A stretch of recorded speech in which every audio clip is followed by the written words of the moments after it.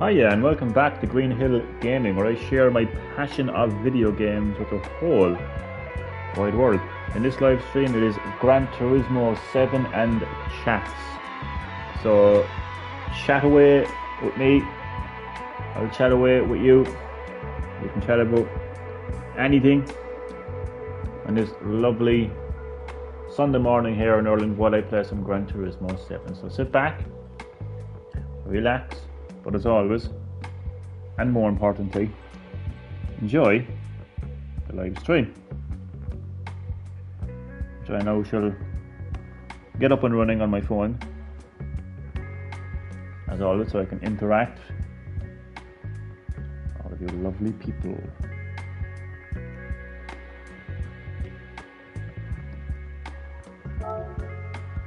So I'll be going into the world map.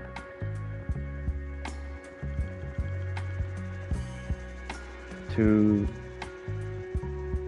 kick things off, I want to flex. I want to show off the latest addition to my garage. It is none other than a Lamborghini. I finally got my hands on a Lamborghini. And that is great for me because it's nostalgia. I don't know if you can remember me talking about it in my earlier Gran Turismo 7 live streams, but I had a racing game on Nintendo 64 called Automobili Lamborghini. Pretty weird name for a game, isn't it? Especially when you're a child with stutters. Automobili Lamborghini. But anyway.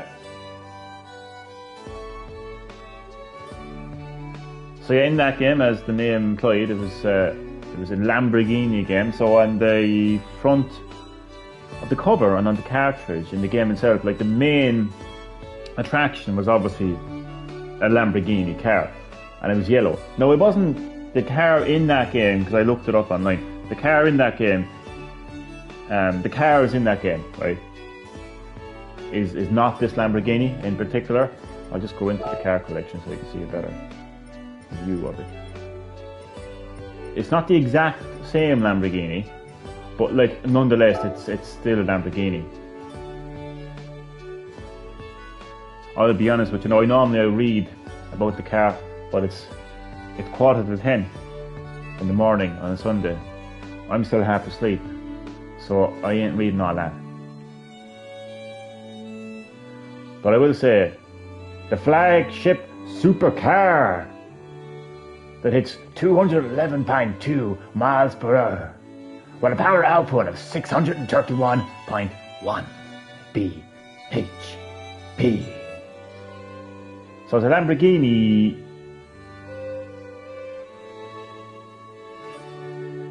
Murcielago. I just slaughtered that anyway.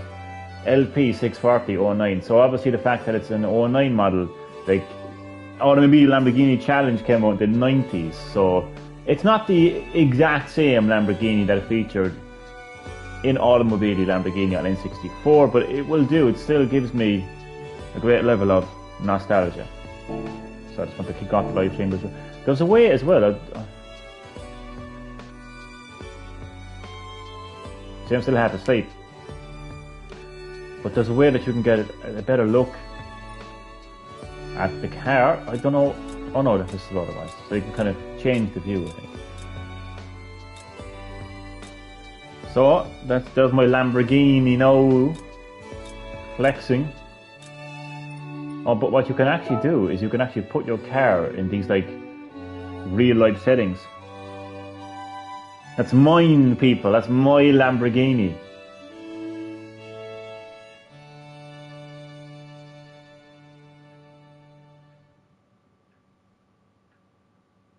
So yeah, these are actually real life locations. It's kind of crazy how they did it.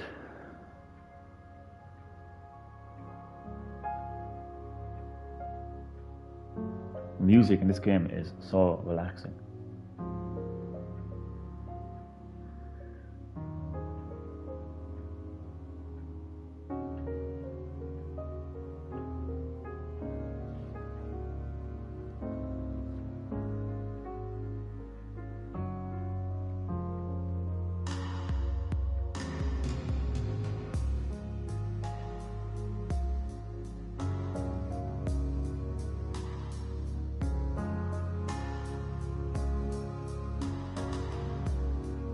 beautiful scenery, you know, like I would love to be cruising down that road right now.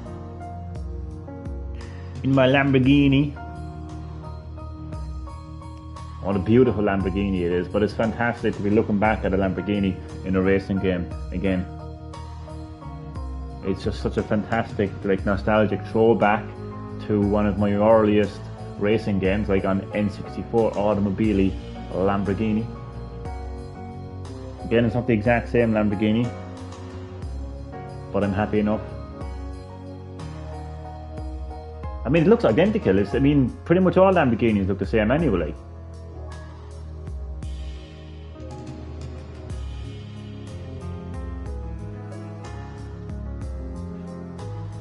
I'm actually going to race the Lamborghini now. For that, I think what you have to do is go into arcade, I think, which is in World Circuits itself.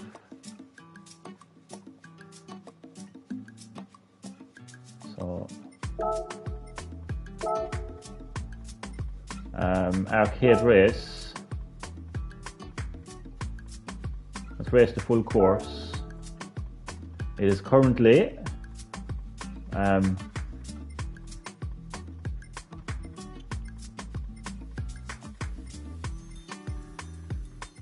well, like, I'm looking for the exact time. The closest thing to it. Let's go with sunrise. Intermediate level.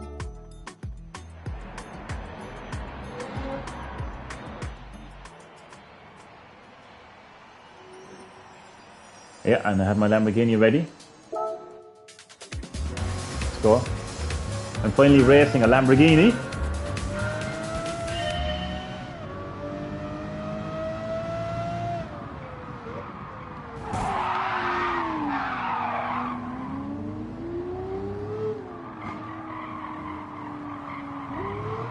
Oh, she's a beauty, lads. There's one of the gayest car fucking maniac going.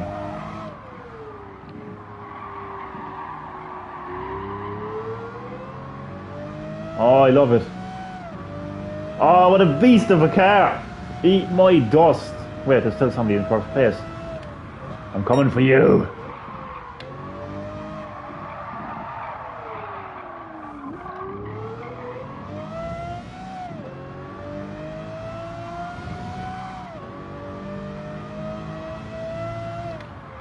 Oh my god, an absolute animal of a car, and it controls so lovely as well, like.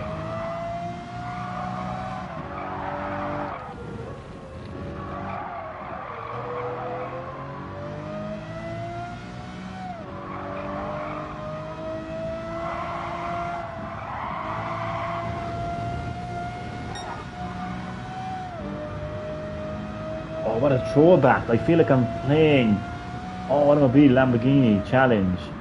Remade.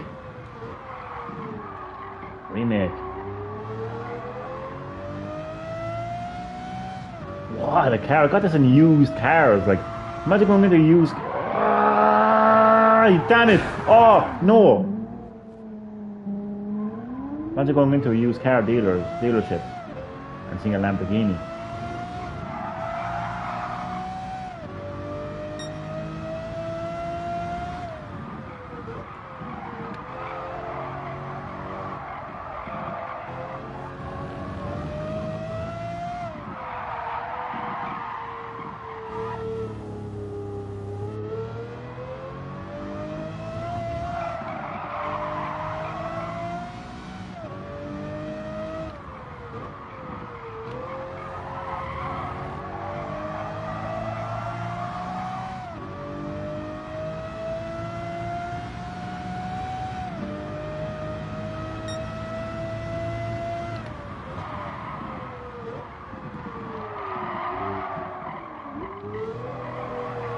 I'm right behind you, boy.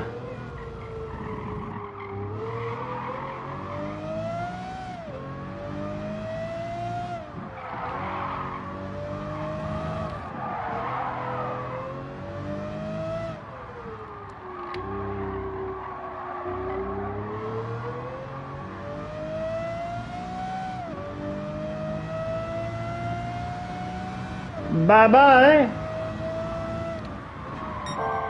Eat my Lamborghini dust.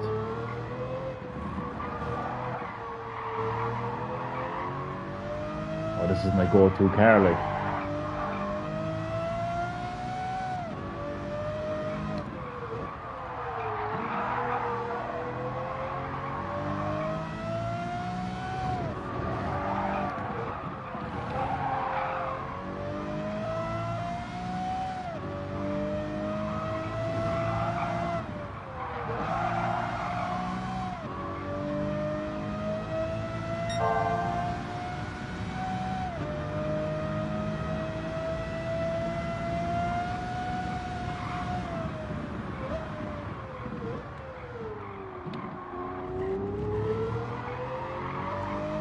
He's miles behind me. Well, not miles, but...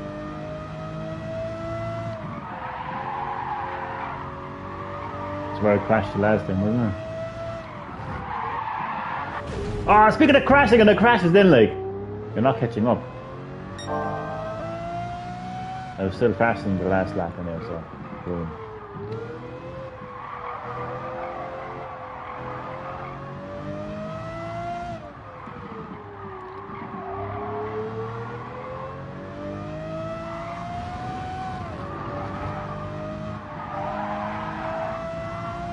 I bought it as a used car, and I know like one of the great things about Gran Turismo is it's so realistic in every way.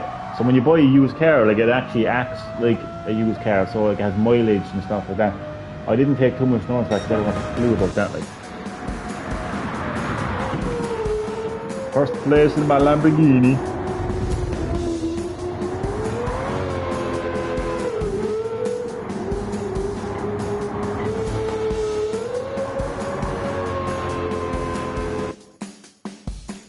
Beast of a car. Love it. Okay, I am going to attempt circuit experience now. And it's on the Italy. I think it's Italy anyway. Italy track. Lake Maggiore circuit. And the only one left is the whole entire lap, so one lap attack. I've only managed to get a silver on it. And anyone who knows me when it comes to Gran Turismo and in life in general, to be honest with you, I just perfectionist. Like. So I want gold. It's gold or nothing.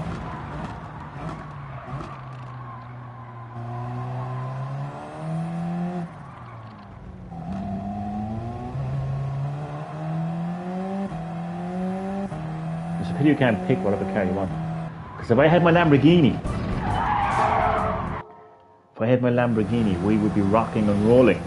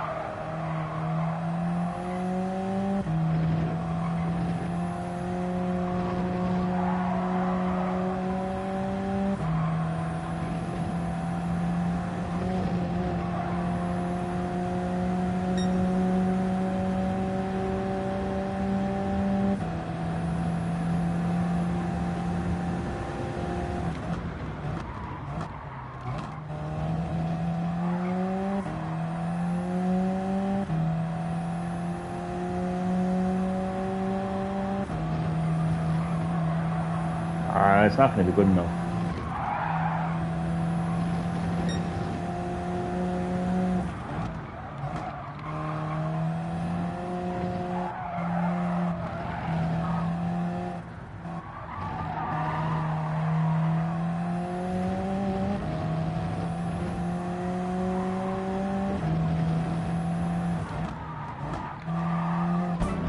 Raffy.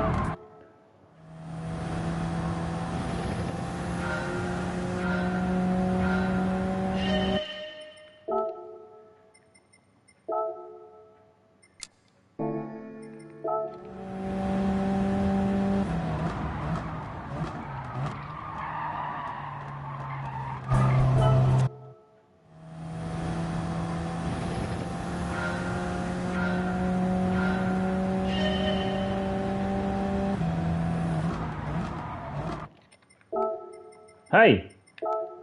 Where's my music?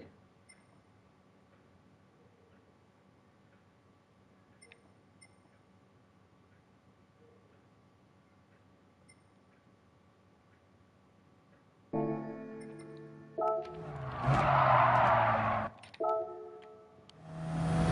think I have to exit and go back in again.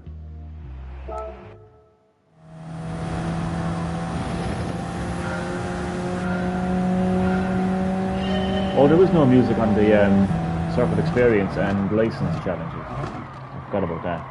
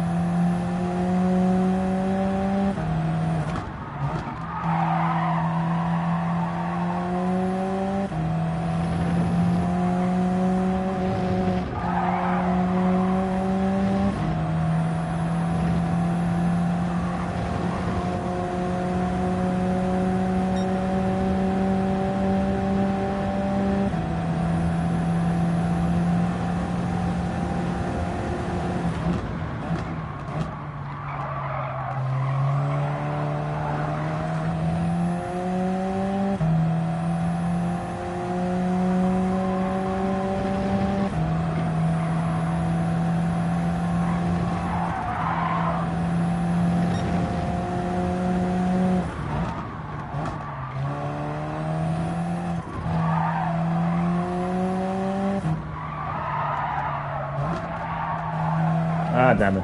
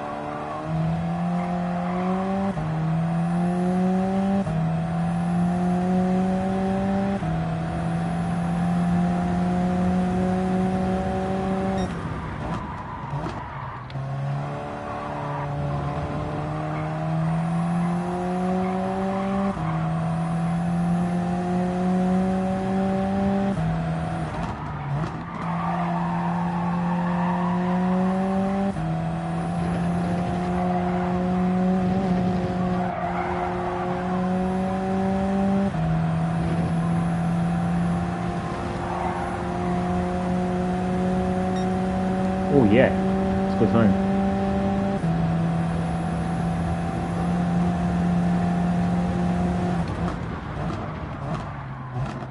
And watch me not fuck it up, like. Every time I get a good time, going on the left, like, I end up fucking up then I cross.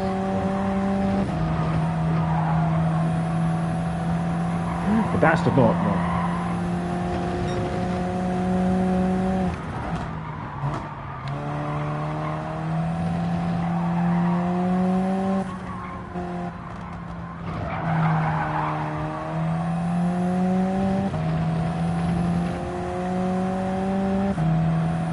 It's not good enough.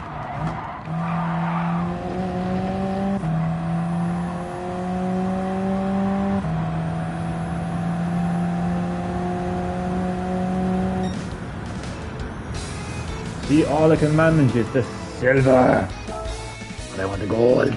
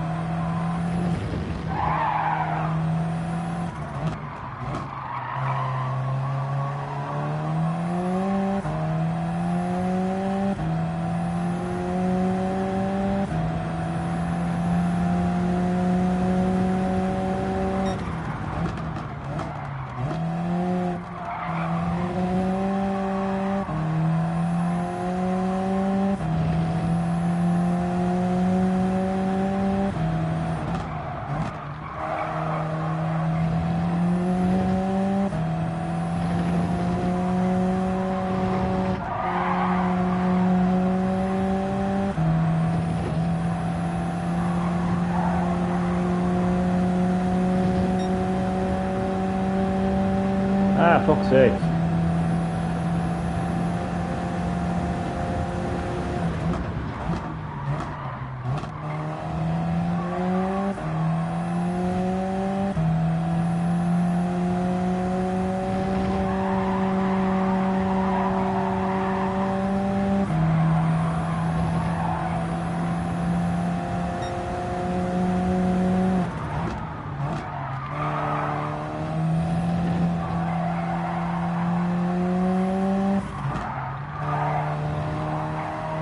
Ah, come off the stage. No. Bobby Sands.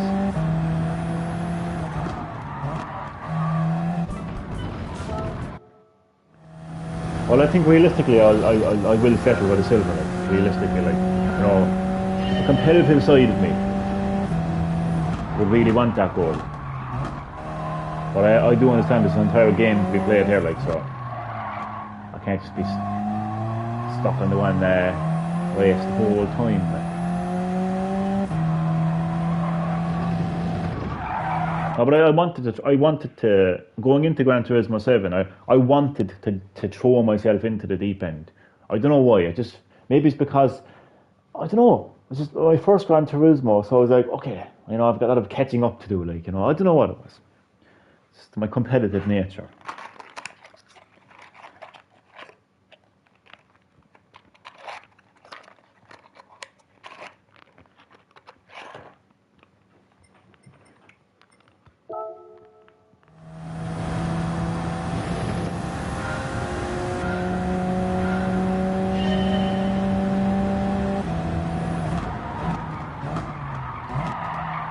Or the noise, if you're just wondering what the noise is, it's a sugar-free sweet.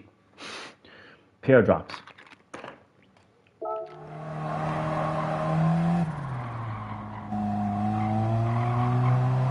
I don't even know if you can hear it, like, but just in case you can hear it, like.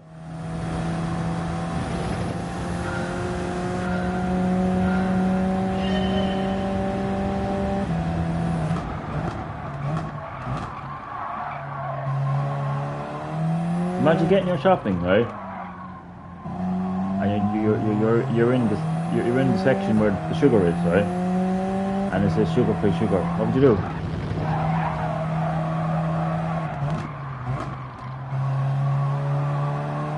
I think my head would explode, to be honest. Or may contain sugar.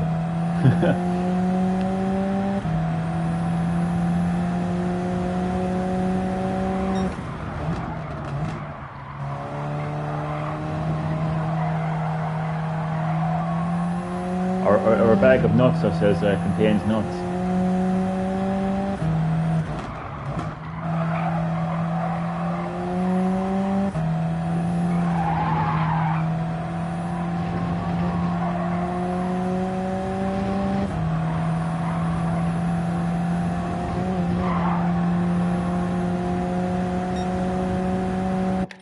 Nah, that's not good enough.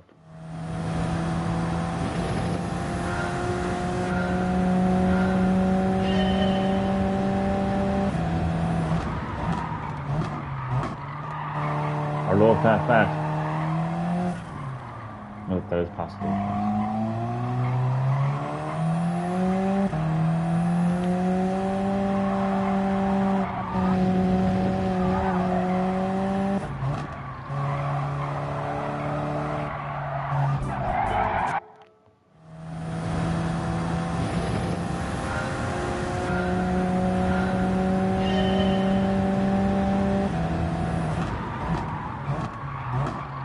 Or the funniest really is when you got a hot drink, like a coffee or a tea, or drink coffee, like, but you know the hot cups they give you, and it says like it'll say something like caution hot or something, hot drink. I can't remember exactly what it says, like, but it's basically like when I say like this is going to be hot. I always find those things funny, like no shit. Here is me expecting to get brain freeze from drinking my hot tea, but it appears I have burnt my lips. I'd like my money back, please.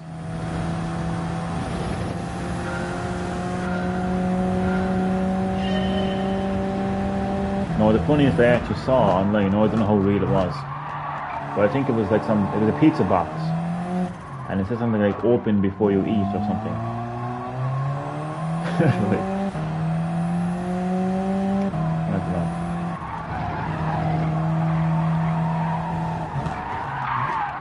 Imagine like some fucker like rings up the takeaway, rings up the restaurant, they're not getting food poisoning there from your food.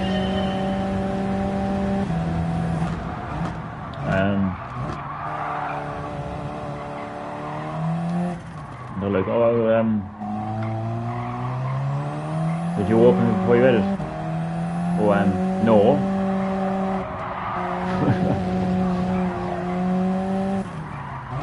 And they're like, well, that would be because of the cardboard you ate. Well, they never told me to open the box before. I don't know. I woke up in a weird mood.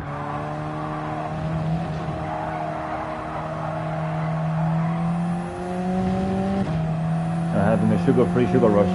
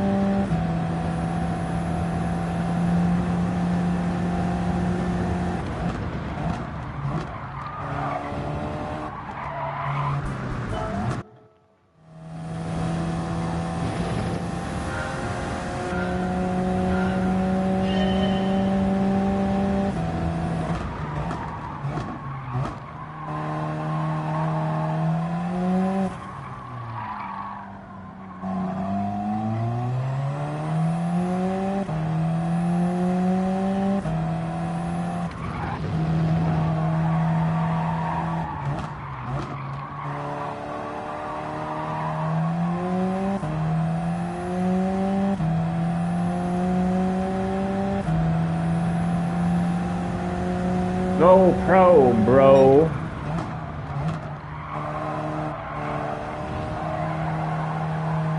GoPros are those well, like selfie cameras, aren't they?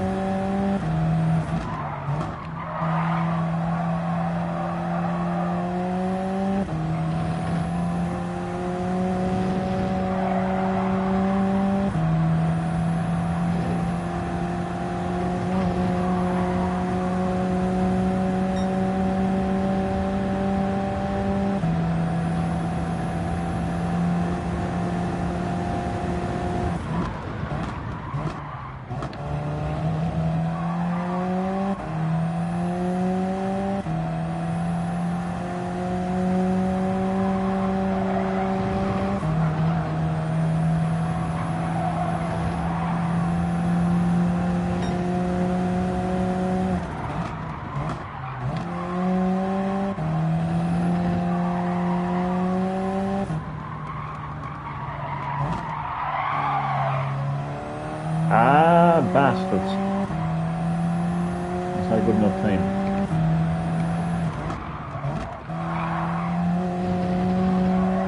Nope. I'm gonna have to do better than that. Much better than that.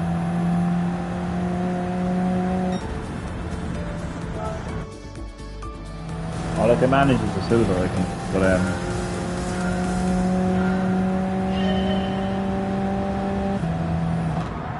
I'll give the goal a couple of more attempts. Now you know me. When I say a couple more attempts, I'm like that guy, like who's like just one more point, and before you know it, like they're hanging off the fucking ceiling, like climbing the walls and all, like knocking over tables. I'm more behind you, master.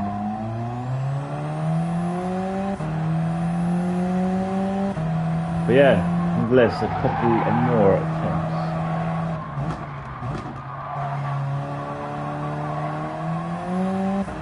Getting gold in Gran Turismo is not easy.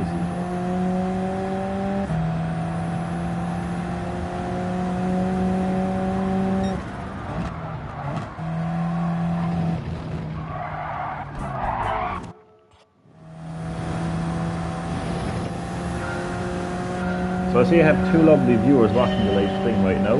You're both very welcome to Green Hill Gaming for my Gran Turismo 7 live stream, and you can chat as well if you want. I decided to just throw in the chats, just in case you wanted to chat. So yeah, I hope you're both keeping well and hope you enjoy the live stream.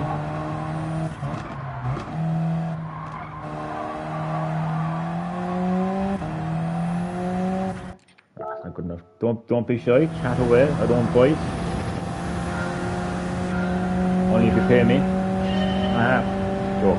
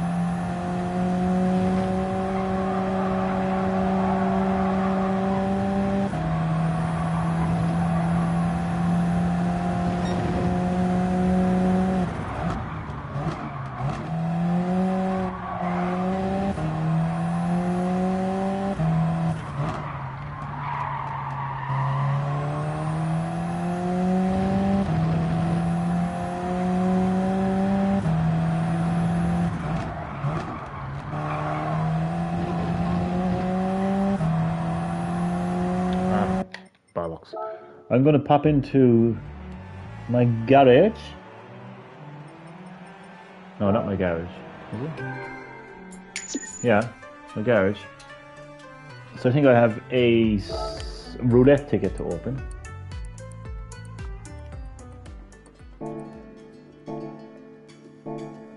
Jeez, I'm still half asleep, even though I'm random. But that's usually what happens when I'm half asleep, I just go random.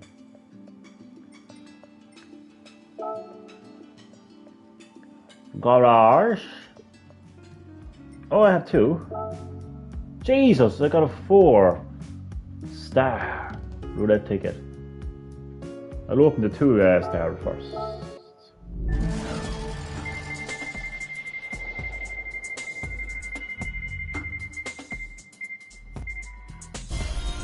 Why am I not surprised?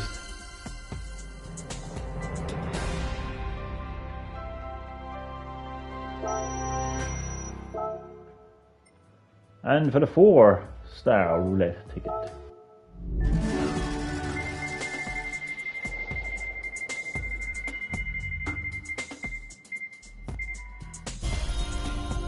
Why am I not surprised?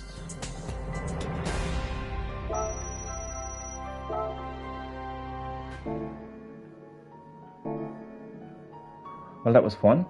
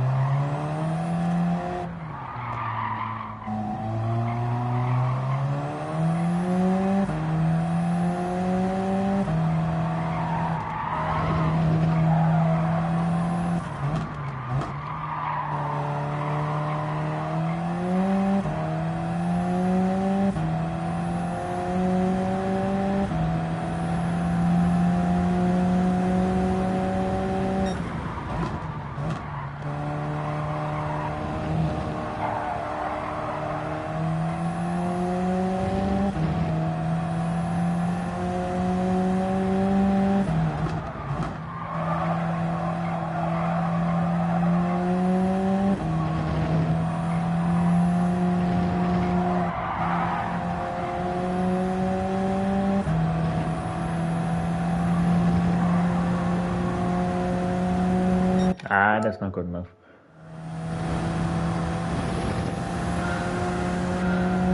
I think after this I'm just going to take a break from the gameplay and talk absolute nonsense.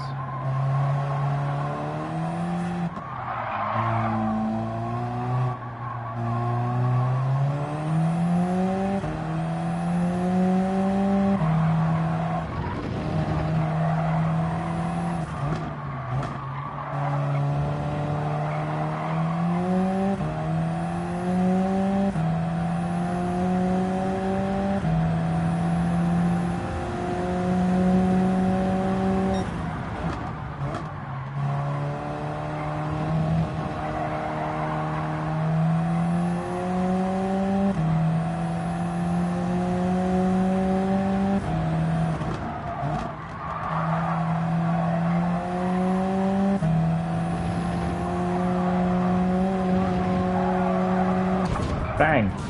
Let's take a break. Let's take a relaxing break.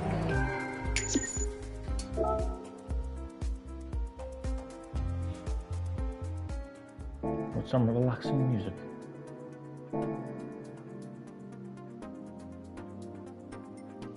I think the relaxing music is in the garage, isn't it?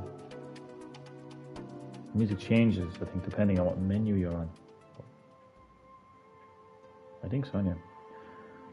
Admire my Lamborghini, ladies and gentlemen. That is my Lamborghini. Hands off my Lamborghini.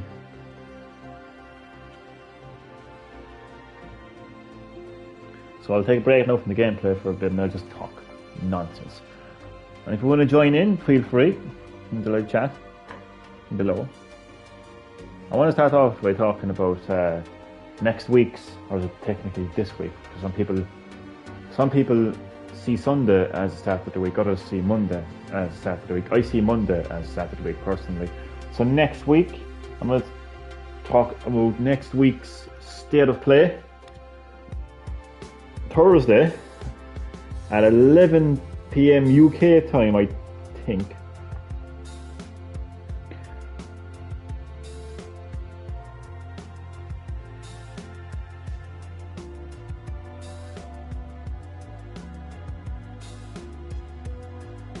I think what I want to see most of all is, like, from a third party perspective. Like, I know that it's a PlayStation event, I know that it's a state of play, but from a third party perspective, because they did say that they would be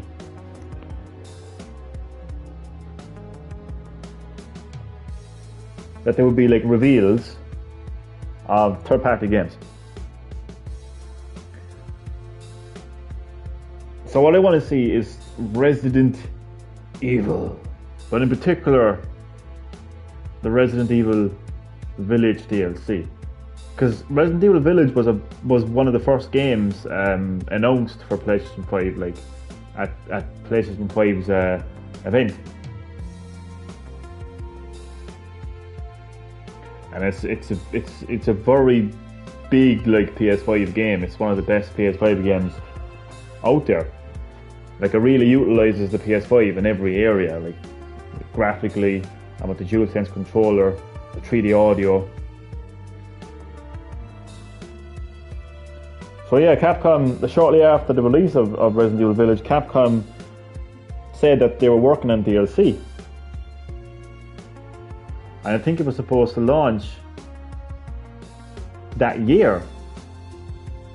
And here we are over a year later. And we have State of Play around the corner with an emphasis on third party reveals. So I think that would be the time for Capcom to finally reveal the DLC. I know people will say that it's not a new game, but a reveal is still a reveal.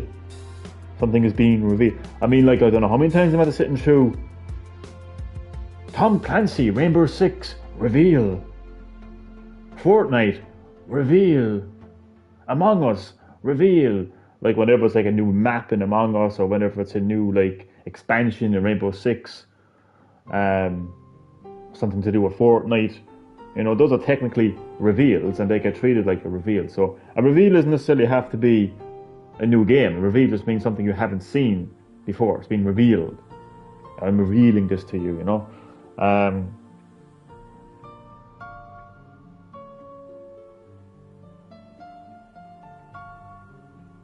So that's what I like to see now. Resident Evil Village DLC.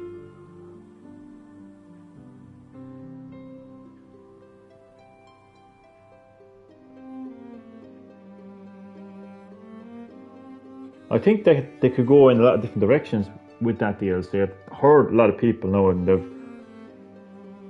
they've shared, like, their predictions.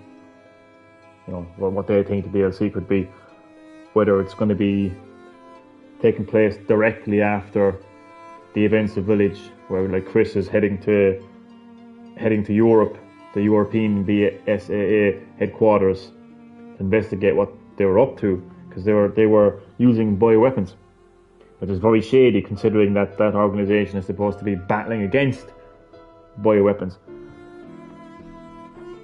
Or they could continue the story with Rose, or you could say start, really.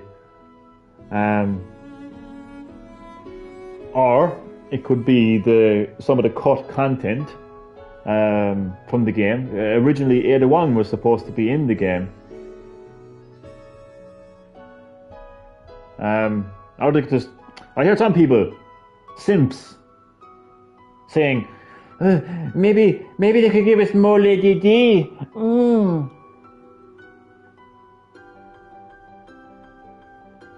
Dirty bastards, like, you know.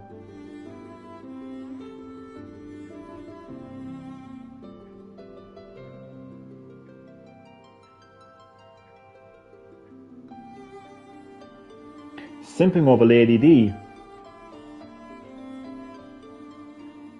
and then they probably see a tit or a knob. I'm like, oh, I'm traumatized. Oh, I need years of therapy.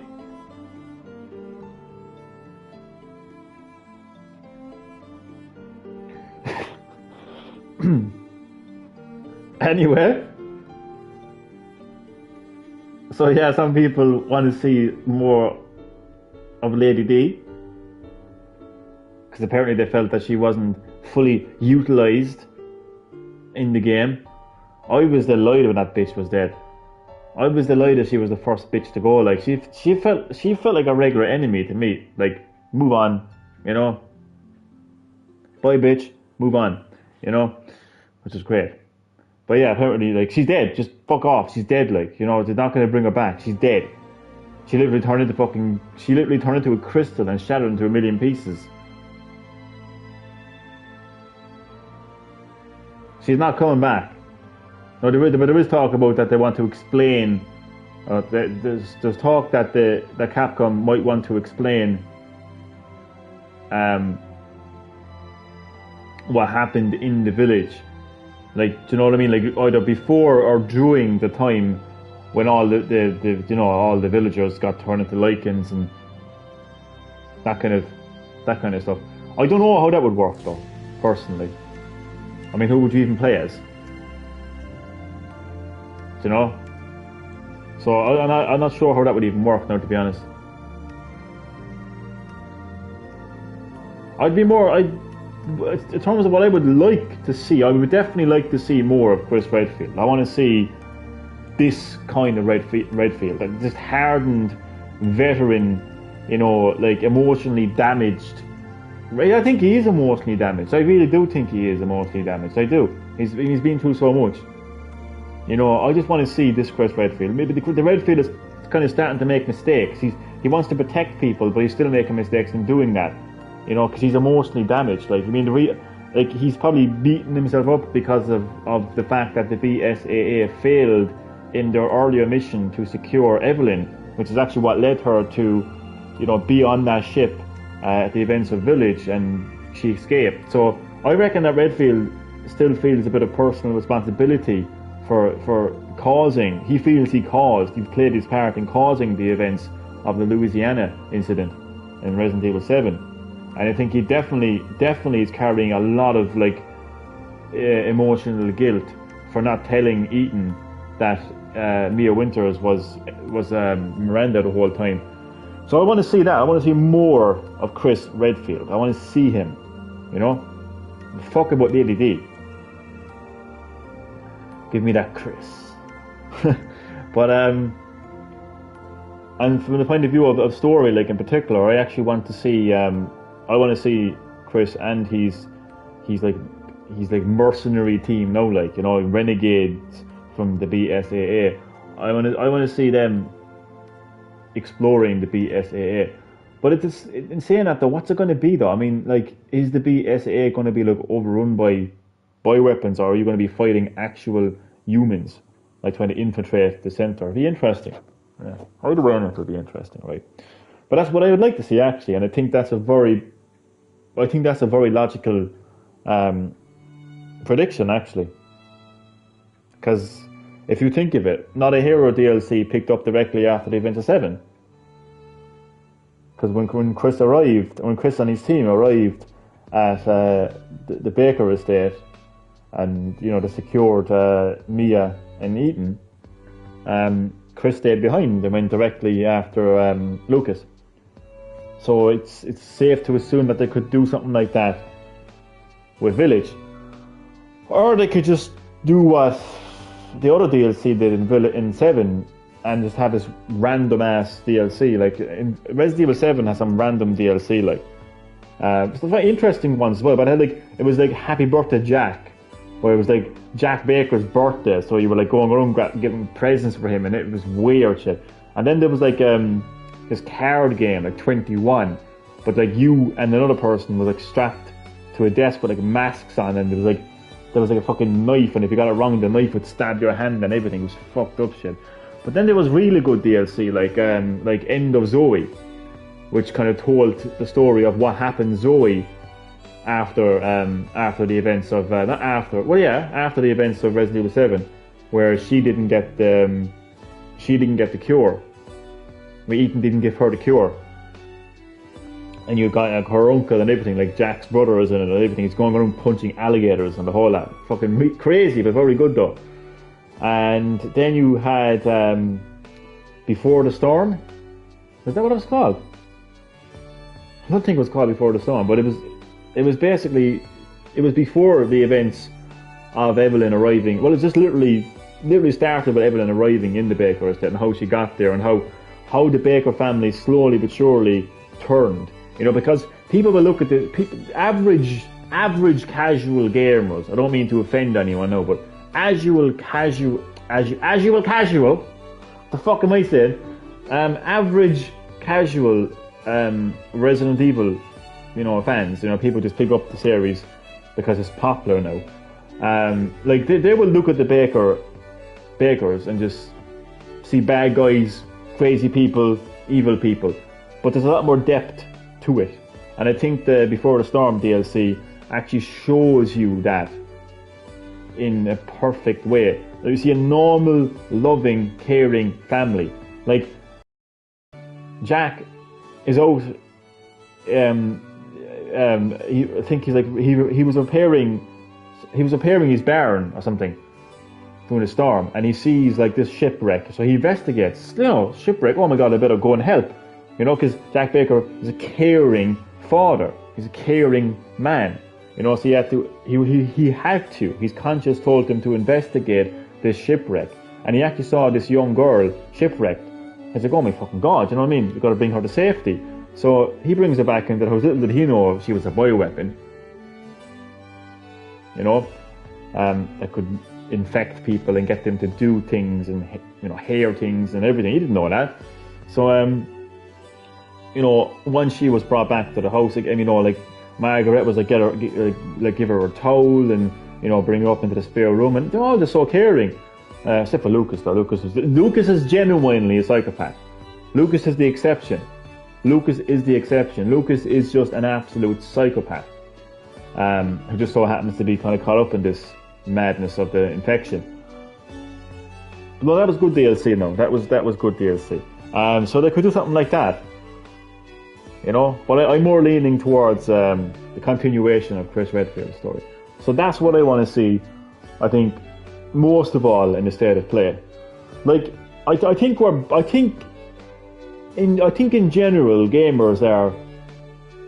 I think these wild high expectations that E3 gave birth to, with the massive announcements. In a stage setting. And you hear the audience cheering, and unfortunately, I think that's gone, and I think that people have accepted that now, and I think that we just don't expect that wild, over the top, high expectation events anymore. Whether it's Nintendo Direct, whether it's State of Play, whether it's Xbox. I just don't think those kind of events are going to come back anytime soon. Because I think the way game announcements work now is it can happen anywhere, anytime, anyhow.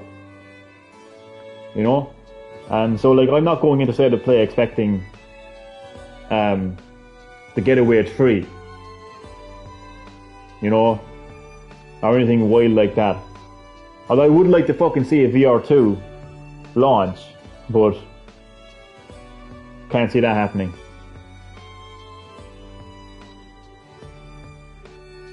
But yeah, I mean, so I don't go into any of these events anymore with high expectations, because you're going to be really let down if you do. So all I want to see, if I have any expectations at all, is something Resident Evil related. Now, if it isn't the Resident Evil Village DLC, then the only thing else it would be is Resident Evil 4 Remake. Which I don't care either way. I'd buy it as a fan of Resident Evil, but I don't care either way. I wouldn't be overly excited for that. I mean, I don't think it needs a remake. I mean, I'm actually planning as well soon to live stream the original Resident Evil 4 on GameCube. Resident Evil 4's home. Yeah, its family home, where it grew up, where it was born. The GameCube, the Nintendo GameCube. Nintendo is Resident Evil 4's father, and GameCube is its family home. I got an interesting live stream planned for that, but like one of the things you will see, and I can't wait to show you this because people just don't realize this. What I actually can't wait to show people is it still holds up, and you're going to see, apart from the fact that it's in standard definition, apart from that simple fact, you're still going to see the same overall visuals from the GameCube, and I can't wait to show you that. And I can't wait for Supon. I can't wait for Supon to be all like, no, it looks trash. No, Nintendo, it looks absolute trash. No, I don't see no HD. Supon, you are very welcome back. Turn on chat reader. Let me think about it. How about no, seriously, I don't turn on the voice chat because I find it extremely distracting. I'd rather look at my comments when I feel like it, and I'd rather reply to them when I feel like it. Nintendo, it looks trash. It ain't even exactly that would be you all out. But my boy alone. Story of my life, Supon. I'm well used to it. It's okay. How are you keeping anyway, Supon? You're very welcome back to Green Hill Gaming. 600 subs for my boy. Yeah, and I want to say you are one of them. You are one of those 600 subs, Supon. You know, remember that. Remember that you are one of them, and that's what matters. I always like to acknowledge the people instead of the numbers. You know, like a lot of YouTubers will say, "Oh, I'm on 601 subs," you know, but I like to kind of acknowledge the actual subs themselves, if you get me. You know, so thank you for being one of those subs, Supon. Appreciate that, and I hope you're keeping well as well. So I started off the live stream of Supon with a bit of Gran Turismo 7 gameplay. I'm not taking a break from the gameplay, just chatting away. Just chatting there about next week's state of play on Thursday. I'm not sure what time it starts in your area, but it's 11 p.m. UK time, I think. And it's going to be an emphasis on third-party reveals and a sneak tease of VR2 games. And I was talking about that what I want to see most of all is Resident Evil Village DLC, and I think that it's going to be continuation of Chris Redfield's story, and that's what I really want. And I was just talking about that there's also a possibility that they could show a Resident Evil 4 remake. I'd say, that'd be. Oh no, that's actually what? No, I mean, no. I was talking about the state of play, Supon. I was talking about what time the state of play will be in your area. Why are you telling me fuck off? What did I say?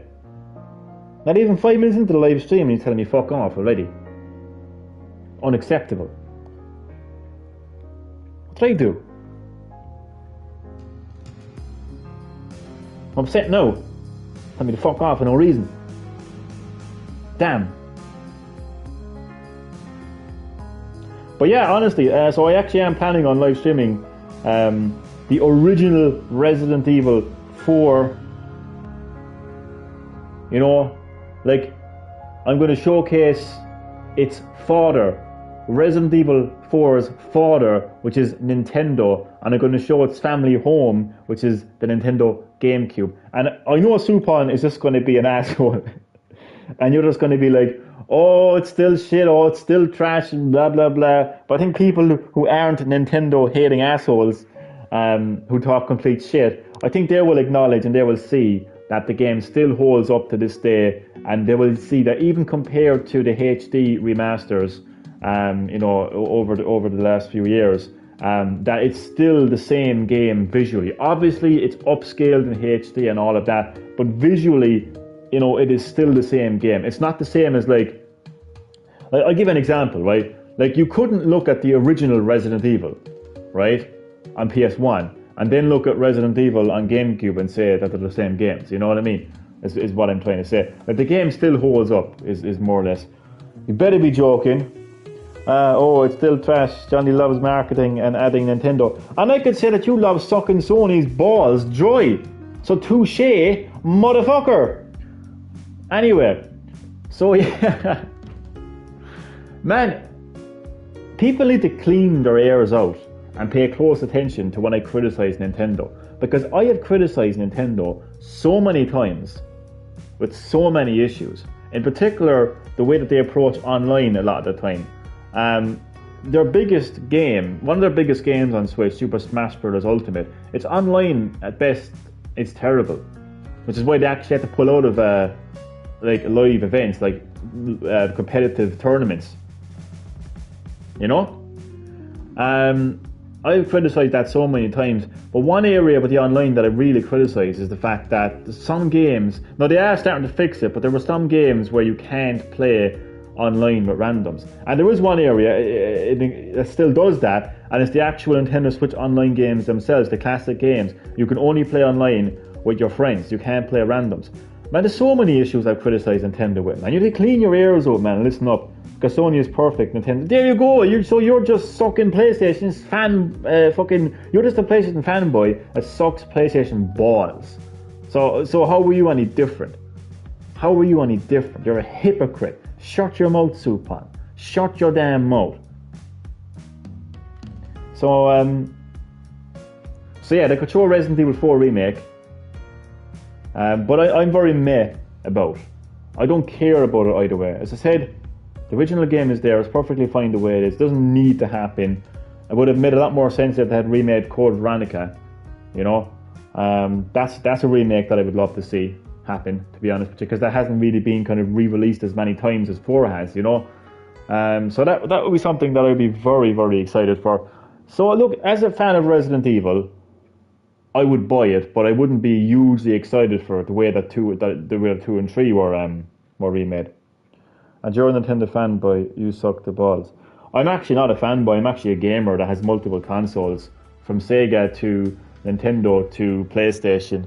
And I have a lot of different genres of games as well. I appreciate all kind of games. I appreciate retro games. I appreciate modern games. I have criticised Nintendo, as I said, so many times with so many areas.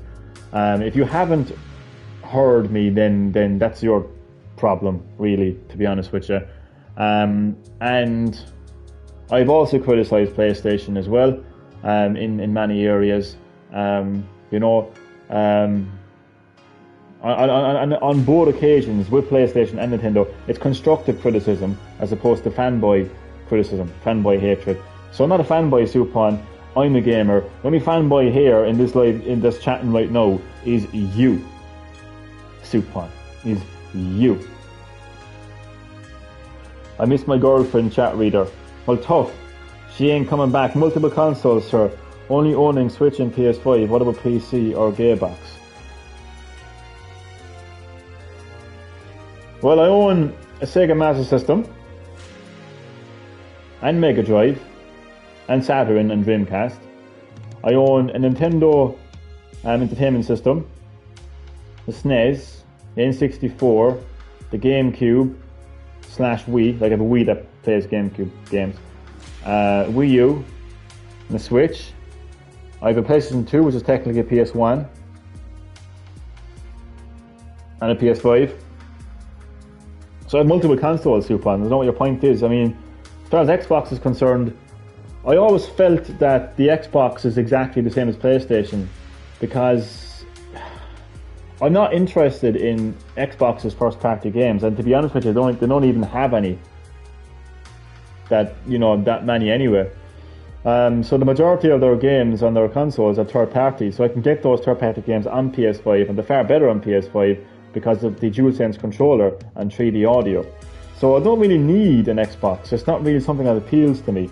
As far as PC is concerned, it's a completely different area. That's PC gaming. So I'm a console gamer, I'm not a PC gamer. I would buy a Switch and I would buy Xbox for backwards compatible and Halo, says the guy who was a Nintendo fanboy. Says the guy who has Jim Ryan's cock buried in his fucking hole. I am talking about retro consoles, I am talking about latest gen consoles. Well, I have a PS5 and I have a Switch. I was going to say Xbox there. Those are the latest consoles. I have no interest in Xbox. So I have to buy a console I have no interest in just to prove to you that I'm not a fanboy. The fact that I have a PlayStation and a Switch is proof that I'm not a fanboy. If I was a fanboy, then I would only have either a PlayStation or a Switch. That would be a fanboy. Because if you're a fanboy, you don't support the other console. So I support the other console. I have a PS5 and a Switch. So I can't be a fanboy. So again, shut your damn mouth, boy. Why do people like Xbox when it doesn't even have games? Well, exactly. So what the hell are you on about, so? What the hell? Oh, you never lost the Supon. You never lost it. You never lost it. You're a strange one. You're a strange, strange little man, Supon. I'm telling you now. Why don't you buy an Xbox, Johnny? And then 2 seconds later, why would anyone want to buy an Xbox, Johnny? Oh, God, make your damn mind up, will you, boy? Jesus. Says the guy who likes Chris Pratt as Mario and Pothead as Donkey Kong. I don't think I actually ever stated, ever, on any live chat, that I actually like Chris Pratt in general, or like him as Mario. I don't really care either way. I never said I like it. Pothead as Donkey Kong. Says the guy who literally probably fucking masturbates to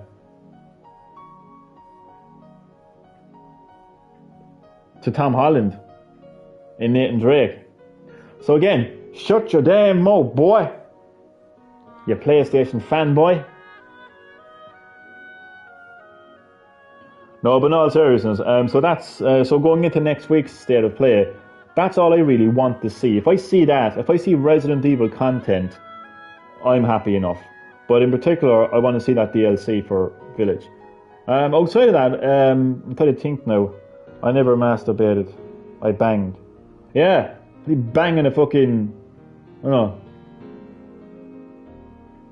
banging a fucking an action figure of Tom Holland. I hate Tom Holland as Nathan Drake. No, you love him. You love him.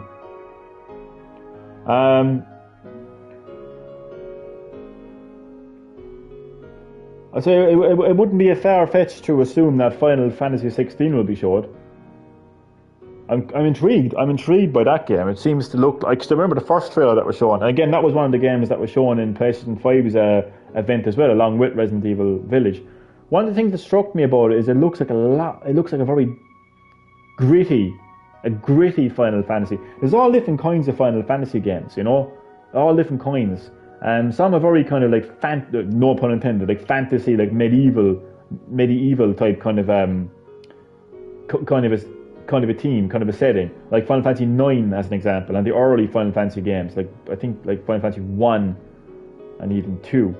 But then there's like very kind of like, I don't know, like kind of sci-fi and serious kind of toned games, like 7, no not 7, yeah, even 7, I think.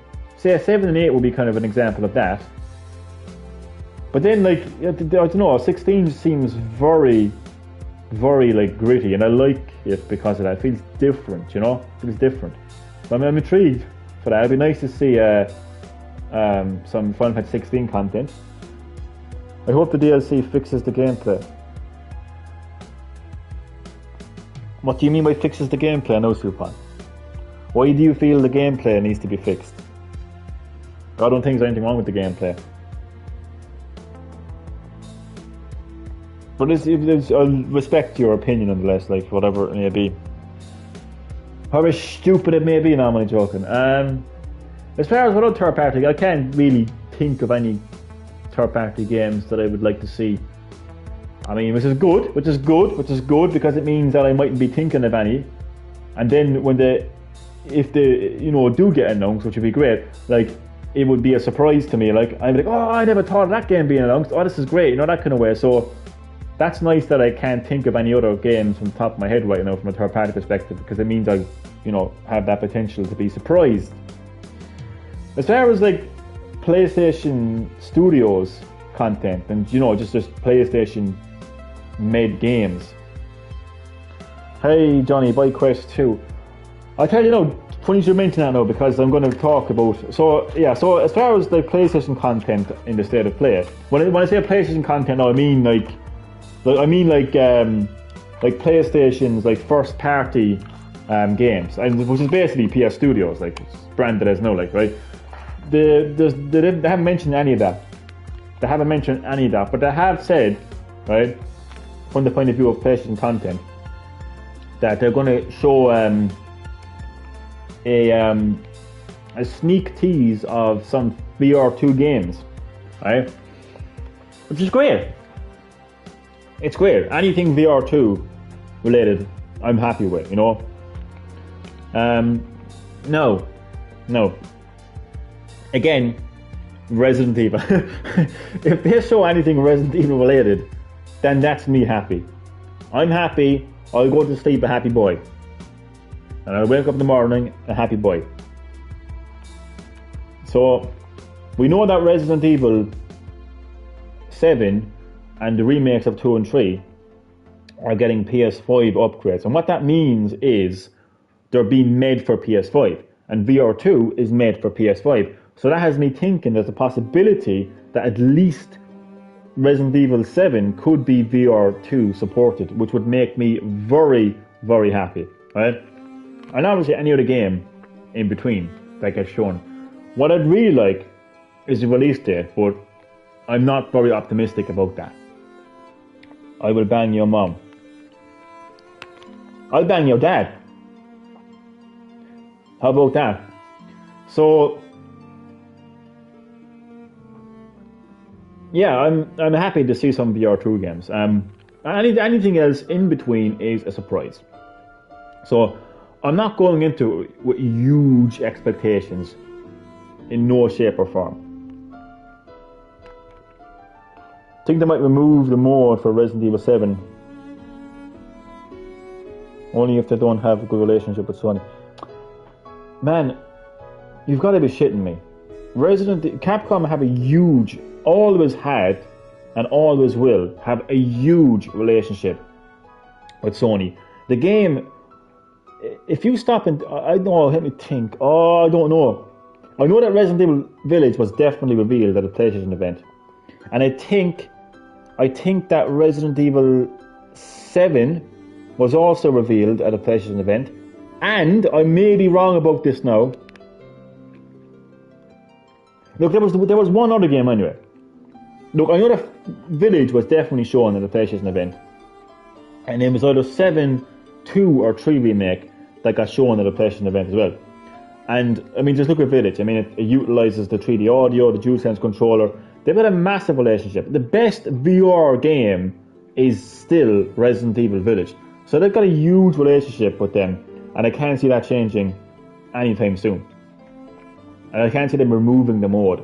That wouldn't make any sense at all. I mean, Capcom does have a good relationship with Sony. Yeah, they do. RE3 was at, there you go, PlayStation event. And yeah, so there you go, man. There you go. Yeah, one of them anyway. But, I mean PlayStation VR. I mean PlayStation VR, right?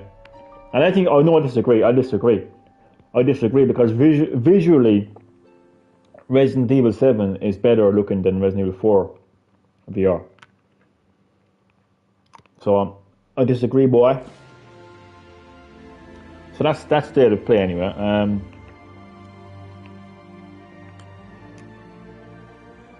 I don't know what else to talk about now.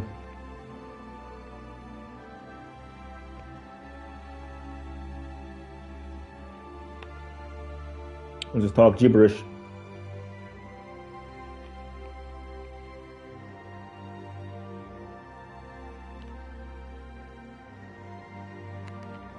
Want the limited edition of PS5 that is Spider-Man or God of War design. Well, I disagree with you. So shut your damn mouth, boy. Jesus Christ, the child only got a PS5 and he wants to get a limited edition PS5. Jesus Christ, man.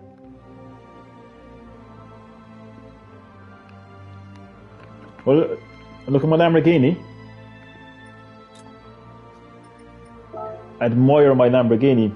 This is actually cool, Supon, because one of the earliest racing games I played was a racing game called Automobili Lamborghini Challenge on the Nintendo 64.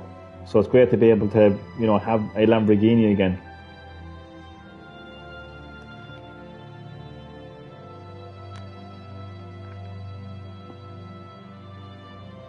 And it's cool how they did this. These are real life locations.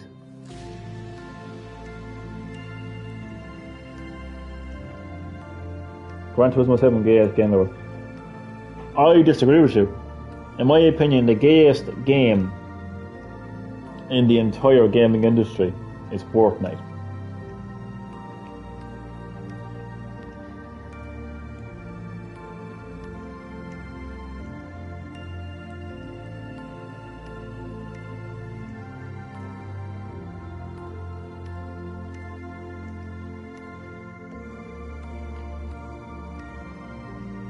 That music is so peaceful, isn't it?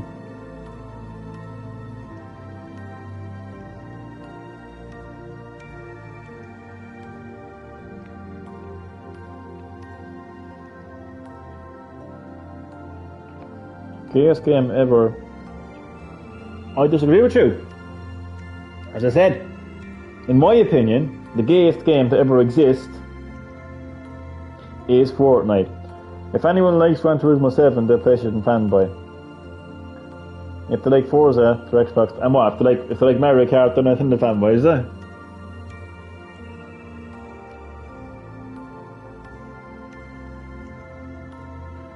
Fortnite is the gayest game ever.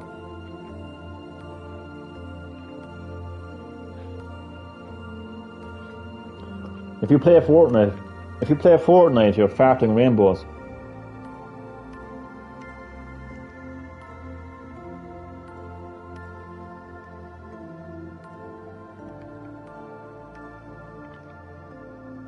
I mean, if you follow a rainbow, you won't see a pot of gold at the end of it. You just see the ass of Supon. Says you, Supon, Mr. Balls on your jaws.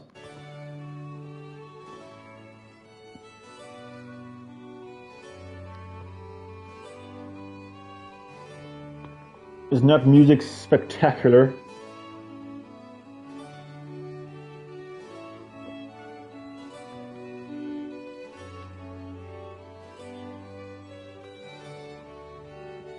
Choose a topic to discuss. I sound like a fucking exam question, don't I? Or something, I don't know.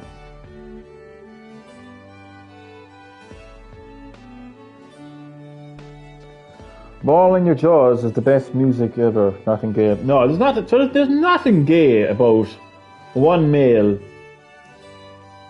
asking another male, can they put their balls on their jaws? Yeah.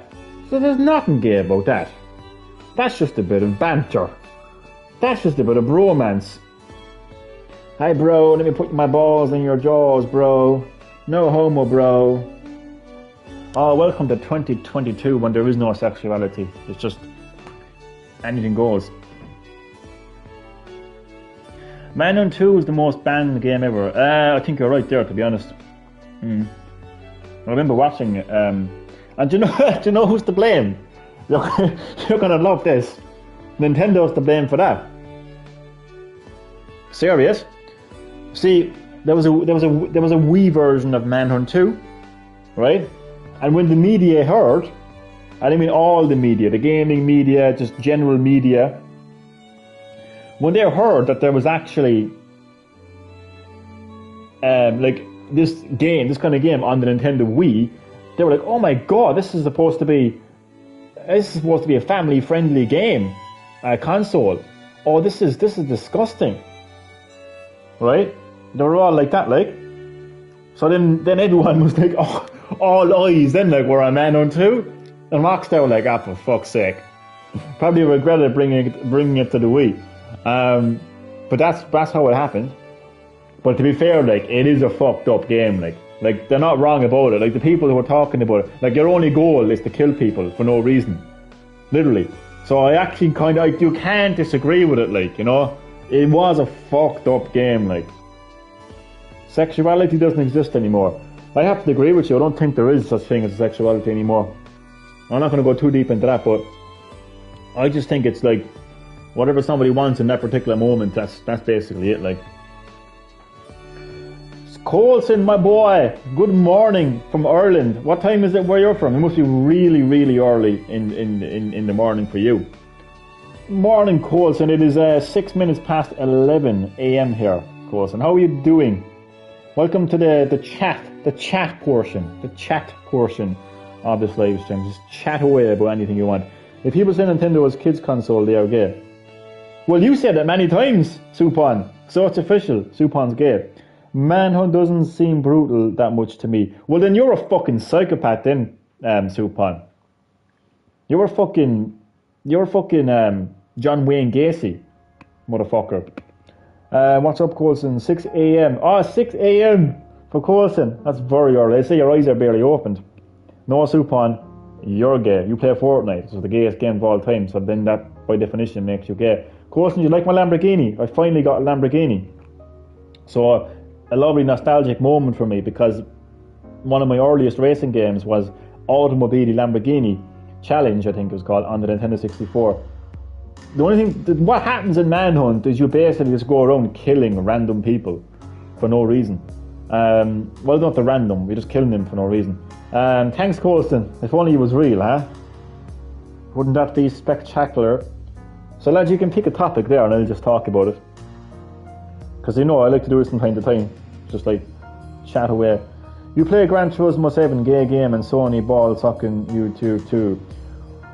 Well, Supon, you play the gayest game of all time, which is Fortnite, and you would literally go on all fours and open both your holes for Epic Games.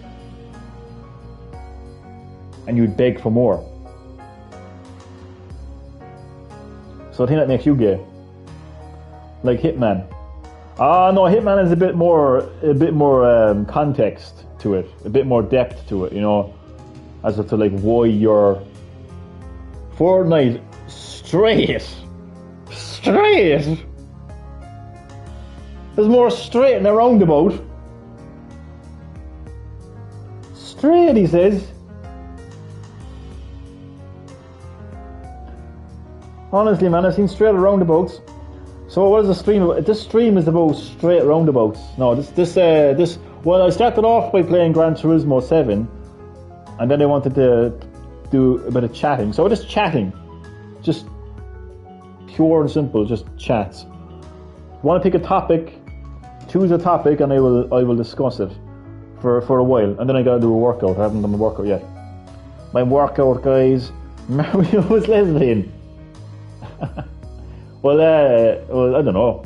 I don't think Mario's sexuality has ever been revealed. I don't think Nintendo wanted to do that, not in the kids' game anyway. I don't think it's important.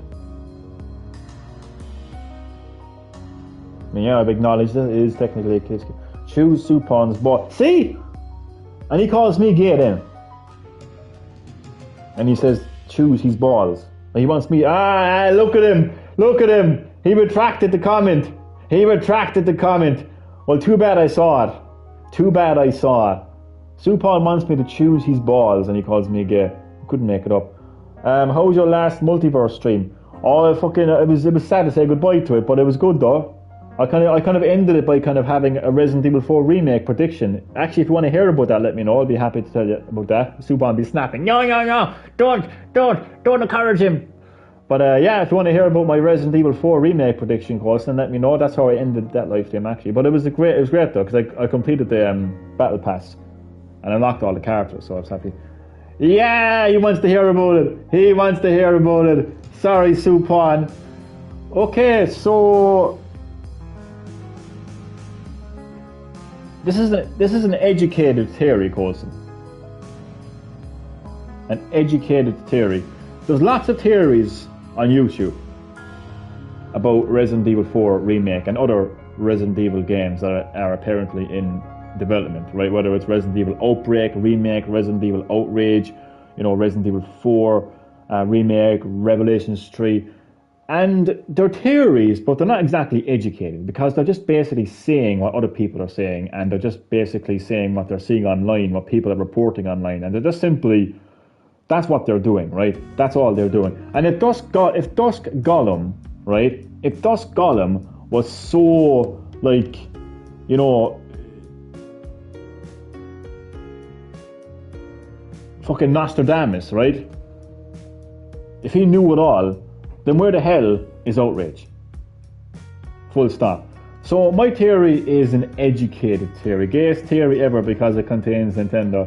Well, suck Sony's balls, because we are about to discuss my educated Resident Evil 4 remake theory. Will we get VR on Switch? Or VRR on Switch too? I don't know. I'd have to ask Nintendo that, boy. They'll kick you out of the office. So as an educated theory, I think that Resident Evil 4 remake could possibly,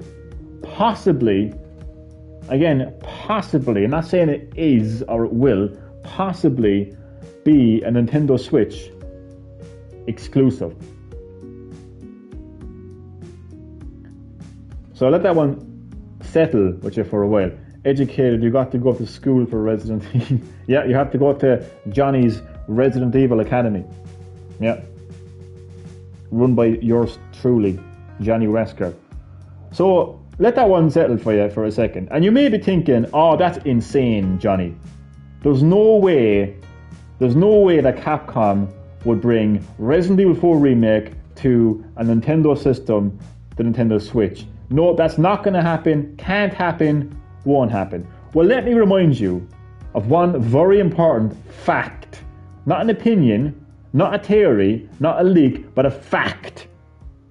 Resident Evil... see, he's going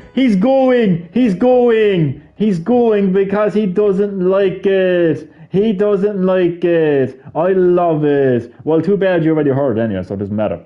Anyway, so... Resident Evil 4's father, the person who gave birth to, let's just say mother really, let's just say mother. Resident Evil 4's mother is Nintendo. And Resident Evil 4's family home is Nintendo GameCube. Because Capcom went to Nintendo and chose them to bring not only the remake and prequel of Resident Evil to GameCube, but Resident Evil 4, the next entry in the mainline series, because at that time GameCube had the superior hardware, whether we want to accept that or not. So that's a very important fact to start off with. So how many people back then, right, the early 2000s, how many people thought, and how many people would have expected Capcom to bring the next mainline Resident Evil game to Nintendo GameCube? People would have reacted the same way they may be reacting now after me saying that the remake of Resident Evil 4 would be a Switch exclusive. Oh no, that's never going to happen. That's never going to happen. No, that's never going to happen. Well, guess what? It happened. Capcom brought Resident Evil 4 to the Nintendo GameCube at the time as an exclusive. So that's the first thing. The second thing, in case people may be thinking, oh, but it needs to look like PS5 graphics and Xbox Series X graphics. It has to look like Resident Evil 2 and 3 remake. No, it doesn't. You may expect Resident Evil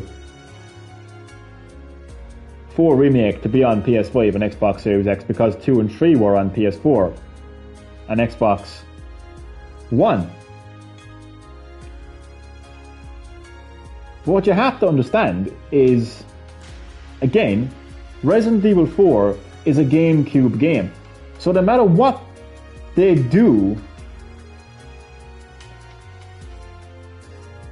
on Switch, it's still going to look better than the original version because they're working off a GameCube game. They're remaking a GameCube game. It's not that hard to remake a GameCube game. It's not that hard to make a game look better and play better, you know, when you're remaking a GameCube game. That's the most important thing to remember here. One of the most important things to remember. Another thing is Capcom's relationship right now with Nintendo and their hardware. Monster Hunter Rise, as of right now, it is still a console exclusive to the Nintendo Switch. And it utilizes the RE engine. and they got fantastic results out of that engine. Well, have a good stream, Johnny. Enjoy your workout and get ready for. Gotta get ready. No problem. I know it's very early in the morning for you, Colson. I appreciate it dropping by the live stream. Thank you for watching, and I will catch you in the next one. That was pretty much the end of the theory, anyway. As of the reasons why I think that Resident Evil 4 remake could come to the Switch, and I like to call that an educated theory, because everything I said there is factual and it's logical and it adds up. Not just, look at this screenshot. This is concept art of a game, everyone. You have to believe me. You have to. There's no basis behind it. You have to believe me. You know. Or I know this guy, but he doesn't want me to reveal his identity because he could lose his job. So I have no way of proving my source. But you have to believe me. This is this is happening. You know. Oh, please don't make me laugh. So yeah, my theory is an educated theory. Again, you know, it's just it's possible. It's possible. I'm not saying it's going to happen. It's, you know, it's possible. Obviously, Capcom, you know, have a lot of obviously, there's a huge market on PlayStation, even like PS4, because chances are it could possibly be still on PS4 as well, the remake. Because Resident Evil Village eventually came to PS4, you know. So there's still a market, like a massive market on PS4. Jesus Christ, I mean, fucking hell, huge market, right? So to abandon that market, you know, for Capcom wouldn't make any sense, you know. But it's kind of similar in a way, though, in saying that then, though, as I said, like, you see, unfortunately, like, there's a lot of younger people, you know, like, you be speaking to a lot of, like, younger people who would kind of not understand, you know, so, like, they weren't really around when Resident Evil 4 originally released, you know, so it's hard for them to understand, like, how big it was when Capcom actually brought Resident Evil 4 to the GameCube. Like, that was a huge thing, but it happened. And the weird thing, like, the funny thing about it is the GameCube didn't sell anywhere near as well as the PS2, but they still brought Resident Evil 4 to the GameCube. So look, just a possibility. It could happen. There's nobody saying that it will happen for sure, but it is a possibility. So yeah, that's just... Oh, it's so funny how Supon left. I'm gonna go. Oh God. We all know he left because of the Resident Evil 4 remake thing. I actually want it to happen, just so I can annoy Supon. He'll have to get his Switch then. Or else he'd just say, no, Resident Evil 4 VR, that's the better version. Or some shit like that. Now let me joke.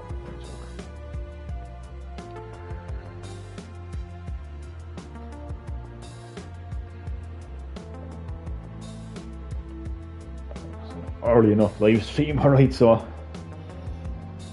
this is a bit early for some of my viewers.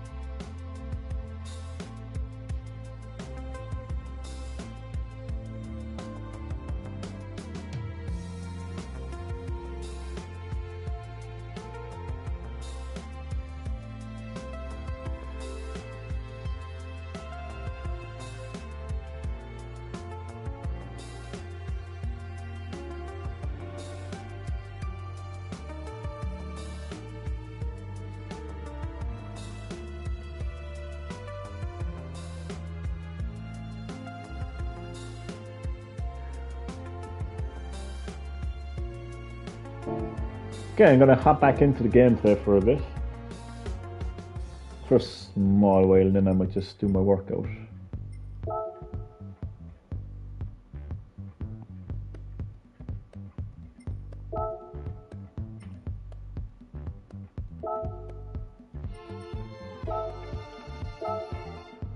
It's annoying when it's the only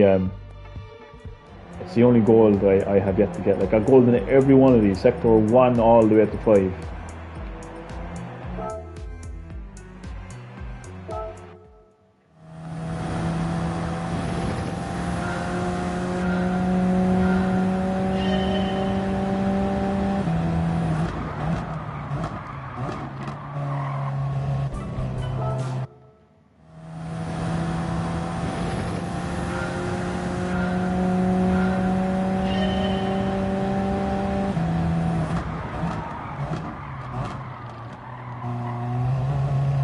Oh yeah, sorry. Also, as well, right? Just to add to my Resident Evil 4 remake educated theory, there's also one very important fact to acknowledge as well.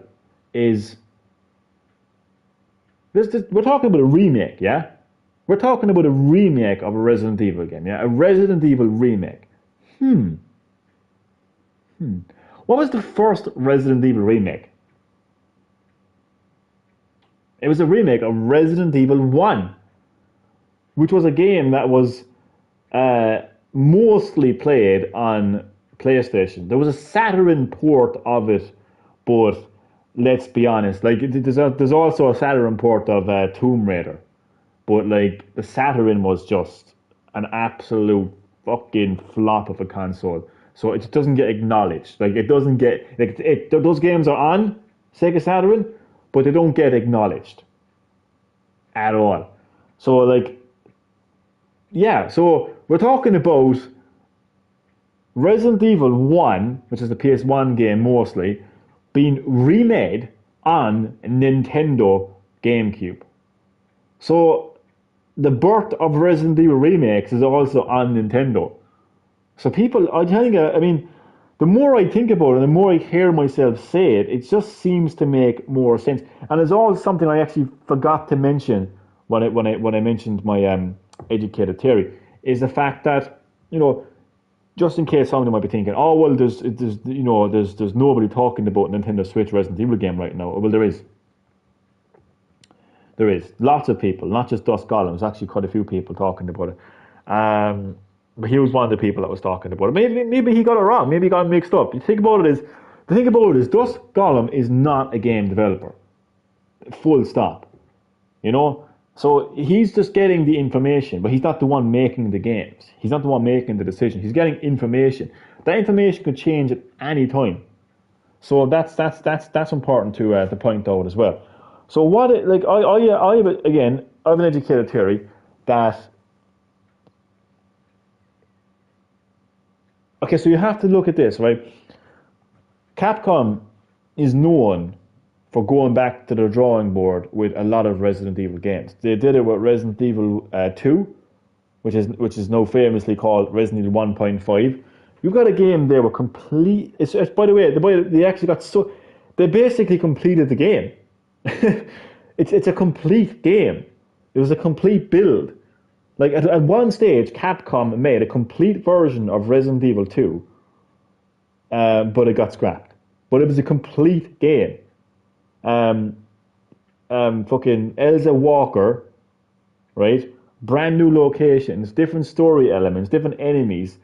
We're talking about a complete game here, but they scrapped it and decided to make the Resident Evil 2 that we all know. They did it with Resident Evil 4 to the point of insanity, an absolute insanity. Like it was at one stage it was so out there compared to what previous Resident Evil games were. It actually ended up becoming an entire new game that would be called Devil May Cry. So we can thank Resident Evil for Devil May Cry. And just even when they'd settled on Resident Evil 4, right, that went through so many changes as well. I mean, you had one stage you had Leon infiltrating a castle that would eventually be, you know, the castle that we would see in the Lost and Nightmares DLC for Resident Evil 5. Yeah, so 4 went through so many stages. So what if, right, this so-called Resident Evil outrage or whatever ended up being Revelations 3. But the thing is, so apparently it started with Revelations 3. It was meant to be on Switch, right? Then they felt like that it was such a big game that it deserved better than just a spin-off series. It deserved its own thing. So then they said outrage, right? So what if like the reason why it became a big game and why they were so impressed with it and why they felt like it deserved better than just Revelations is because of the RE engine, which they used for Monster Hunter Rise, which gave them fantastic results on Switch. What if the project was scrapped in a way, but everything they could do with the engine and with everything they could do, do on Switch, what if they decided to look at the Resident Evil 4 remake project, right, and said, let's put those resources, let's put what we were going to do, let's put that onto the Switch and let's make that our Switch game. I honestly think everything I said right now makes sense. But as far as would it happen, well, that's a different story. As far as like will it happen, it's a different story. Altogether. But we'll just have to wait and see, kind of a thing. But if it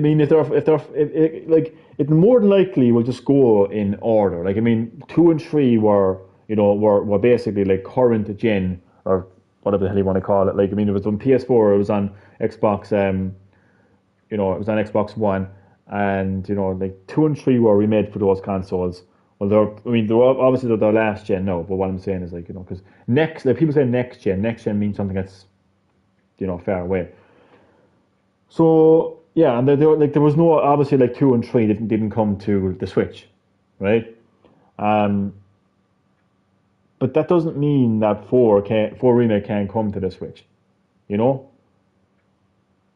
Like we're not talking about, and the thing as well is there's no downgrading to worry about.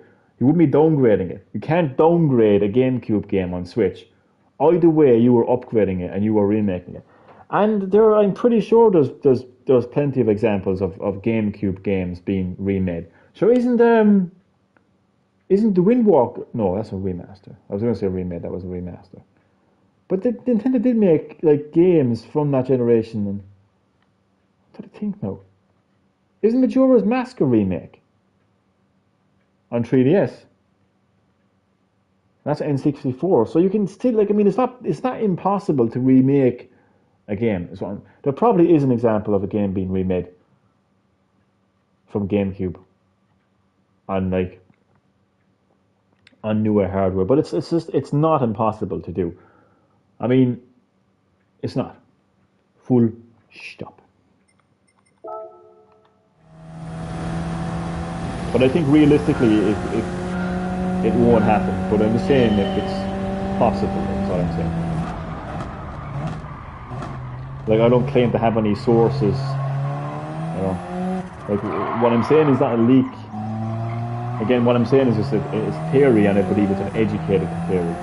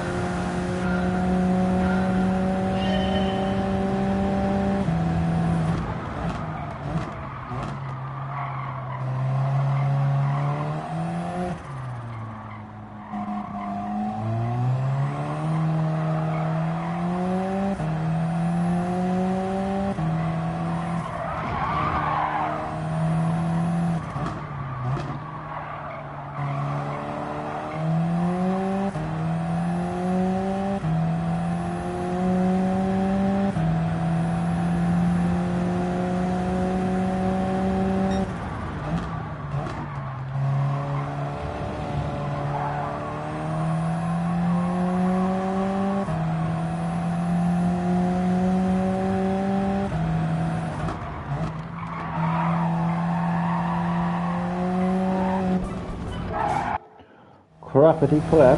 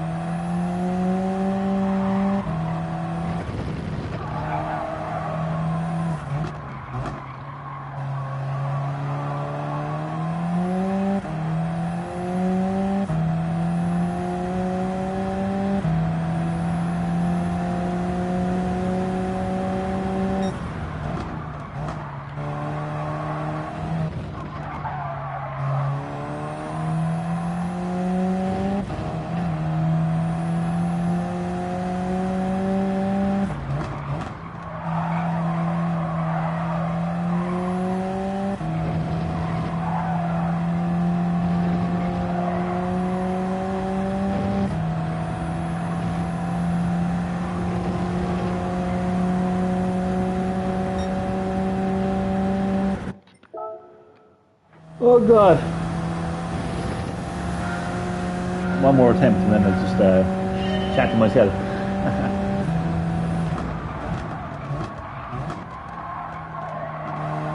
Yeah.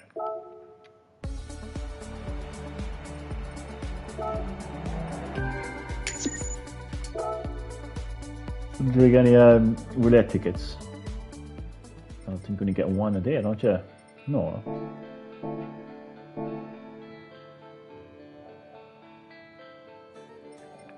Nope, nothing. They scammed me earlier with those fucking roulette tickets, man, seriously. I think to an extent it actually is rigged.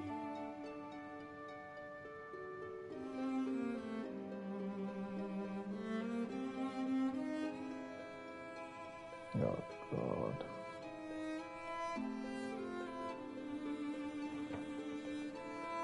Ugh.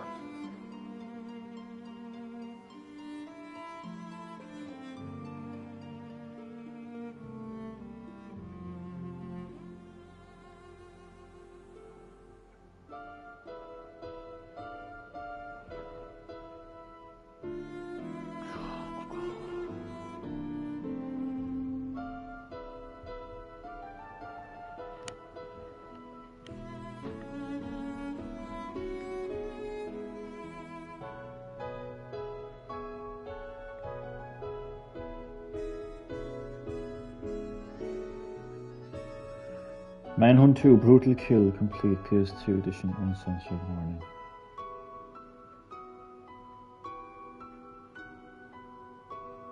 So upon sending me videos of Manhunt 2. Probably fantasizing about who's going to kill me. That's you, Johnny.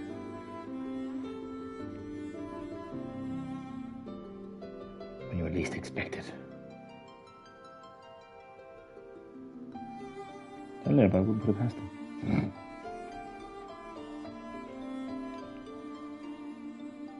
What the fuck did I just do there? Oops, I just did something. I don't know what I did. I think I just put something into timer by accident. I think I put, no I didn't, did I? So I don't even know, this is right. Oh.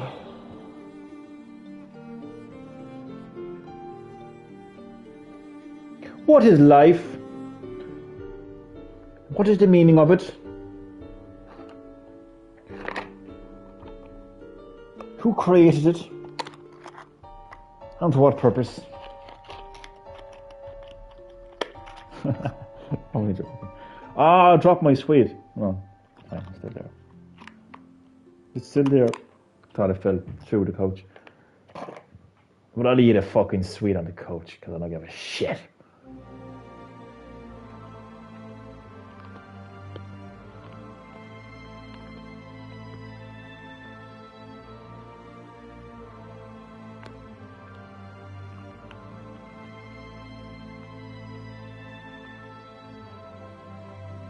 So yeah, I'm back to the chat portion of the live stream now. For a while, because I am going to do the workout. Once I fully wake up. I just haven't woke up properly, yeah. Even though I've been yapping away here, right, but... Ugh. I woke up in a weird mood. I'm gonna go for a walk in a minute.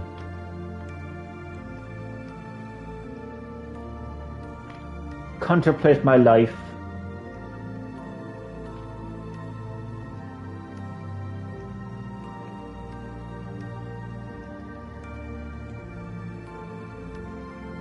Have some reflection.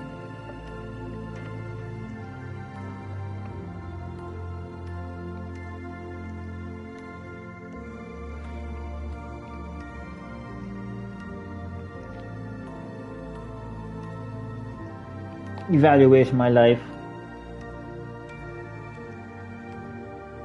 Strange music. Damn Daniel. Who's Daniel? Johnny, do you want my TikTok? Thank you for the offer, but I am not on TikTok. Sorry. Who's Daniel? On Strange Music, you are very welcome back to Green Hill Gaming. Right now it's a chat live stream, so you kind of divided it into two parts. There was originally Gran Turismo 7 gameplay, which I took a break from. I know it's just chat, chit chat, or should I say shit chat, because that's usually what comes in my mouth when I chat. Shit. But how are you keeping? But no, I'm not on TikTok. I don't do the TikToking. I don't do the TikTok.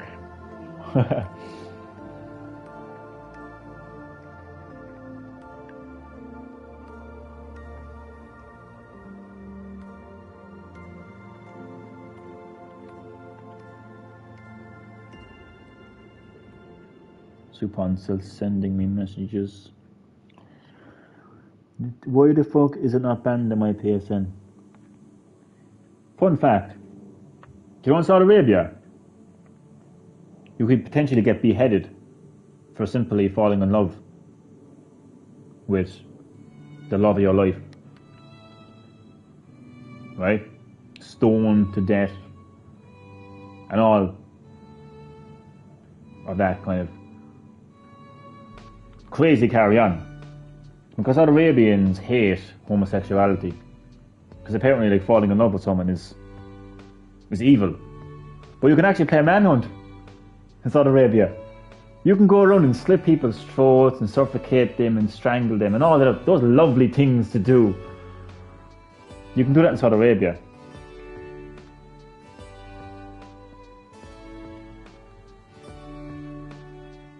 I'm just going to reply now to that.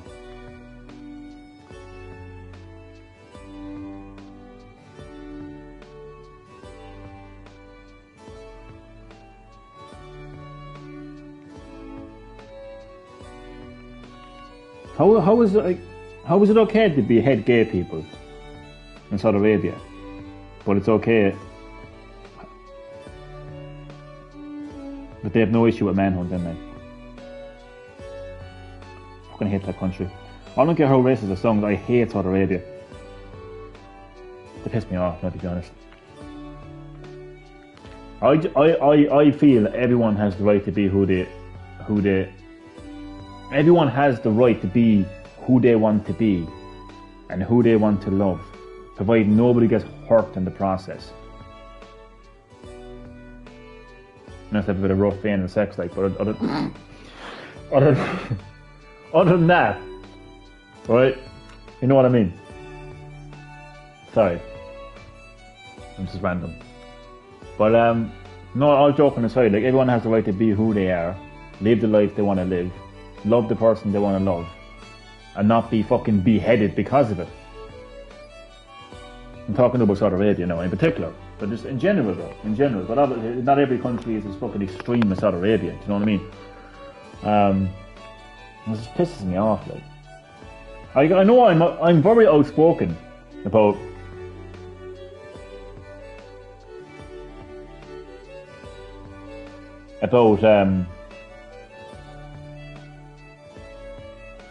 like agendas and movements, and which I'm not going to go into. I just don't think I care anymore. I just think, look, everyone has a right to be who they are. It's as simple as that.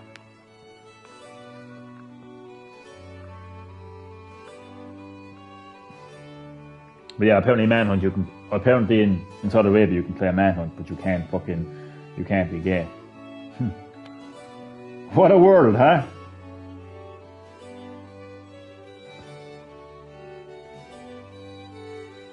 What the fuck? I'm just looking at the description.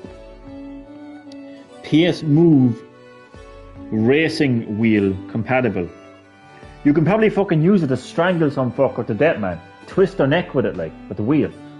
That's okay, but they banned The Last of Us 2 as well, apparently, because of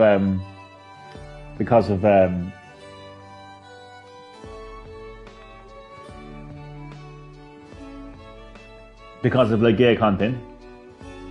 And bug snacks, oh my fucking god. Oh, sweet divine Jesus hanging out on the cross on a Sunday morning on top of fucking Jerusalem. Or was it Nazareth? I don't know where he died. I wasn't there.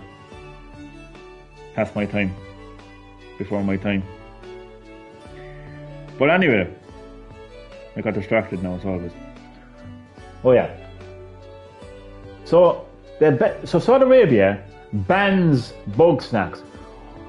Oh my god. Jesus Christ almighty. The evil of bug snacks!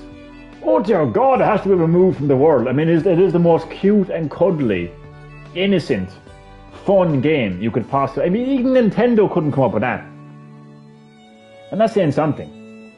But just because there's two characters that just so happen to be male, that just so happen to love each other, oh, ban that game!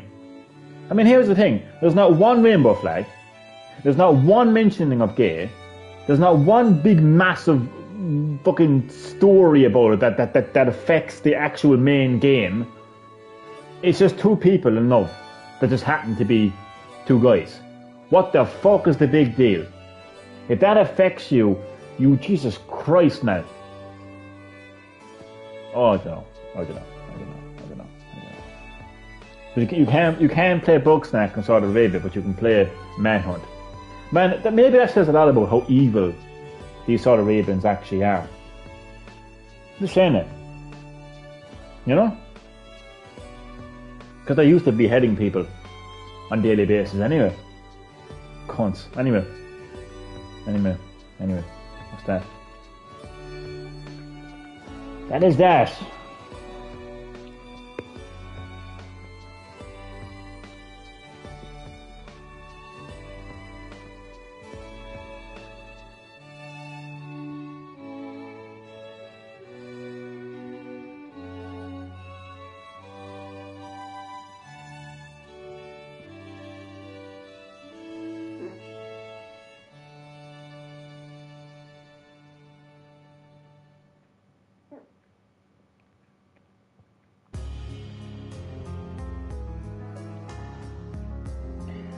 So no, I don't have TikTok anyway. Strange music if you're still here. Imagine me on TikTok. Fucking hell. Oh, look at this boomer. Oh yeah, I'm not a boomer. And I don't know why Zoomers call people of my age boomers, because I ain't a boomer. Because... Okay. So... These are generations defined by name, birth, year, and ages in 2022. So, Gen Z, which is Zoomers, people born in the year 1997 to 2012. So basically people that are aged between 10 and 25. Then there is fucking hell. That's one word I cannot fucking say.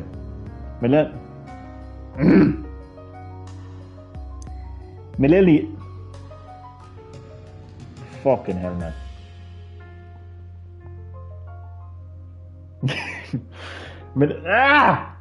I actually can't say it, man. Bastard. Millennials. You fucking... This is fucking hilarious, man. Someone should clip this, man. Fucking hell. Millennials. Eels, yeah. I mean eel. No, I'm gonna get it. I can't even say millennial.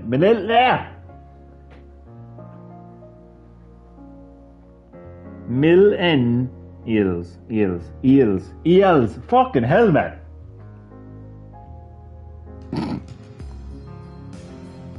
Millennials.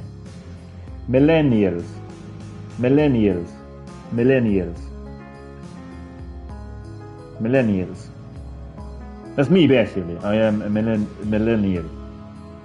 That's as good as it's going to get. Anyway, people born in 1981 to 1986. People aged 26 to 41. Then 40, I mean, I'm 30 fucking 3. But like, 40, what that means, like, you know all these fuckers that are like saying to people in their late 30s and 40, like, oh, you boomer. They're not a boomer. Oh, actually, no. They're much older than you think.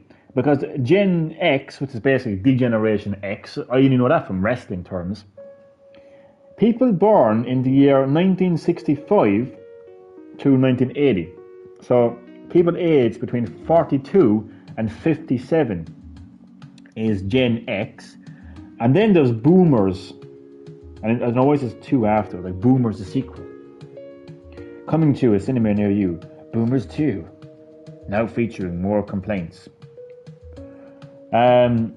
Boomers are people born in 1955 to 1964. So people aged 58 to 67. So get your facts right, fuckers. So I ain't no fucking boomer. I am that thing that I can't pronounce. That's what I am. I don't think it matters anyway. I think it's bullshit. I think it's complete bullshit. There's plenty of Zoomers who are mature. From very young ages to 20s, very mature, a lot fucking more mature, man, than most fucking adults, boomers, you know. And then, vice versa, there's you know what I mean. There's boomers that act like Zoomers. So it's just maturity is just, you can't put a title on maturity. You can't put a label on maturity, you know. Mature is just a natural thing. You're just naturally mature. If you're mature, you're mature. If you're not, you're not. Your age is not going to change. And there's people in their 50s that are still fucking immature fuckers, like, you know. That's not going to change, like.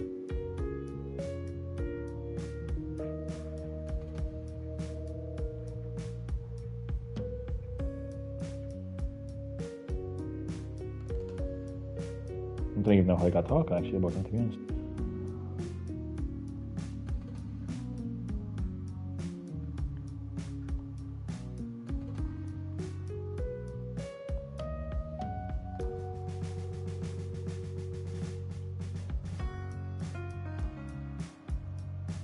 My Lamborghini and the detail.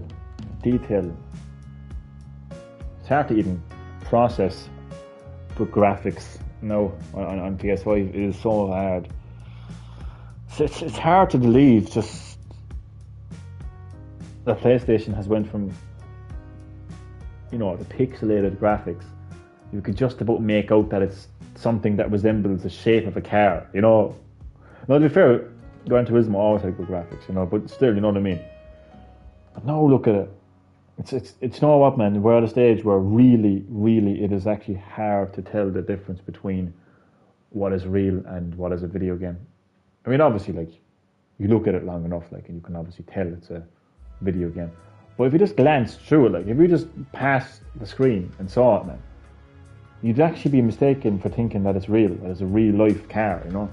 With the lighting and everything. I mean, the lighting is one of the biggest things that just makes the visuals stand out. Like, you know, ray tracing, like realistic lighting, realistic reflections. You know, it really just gives you that extra layer of realism. You know, man, the PS5 is the perfect console. Supon, are you listening?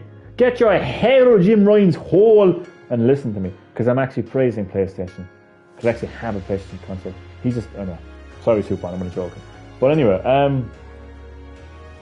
it's the perfect console. And I've said it, all you have to do is find my stream where I played PS5 at launch.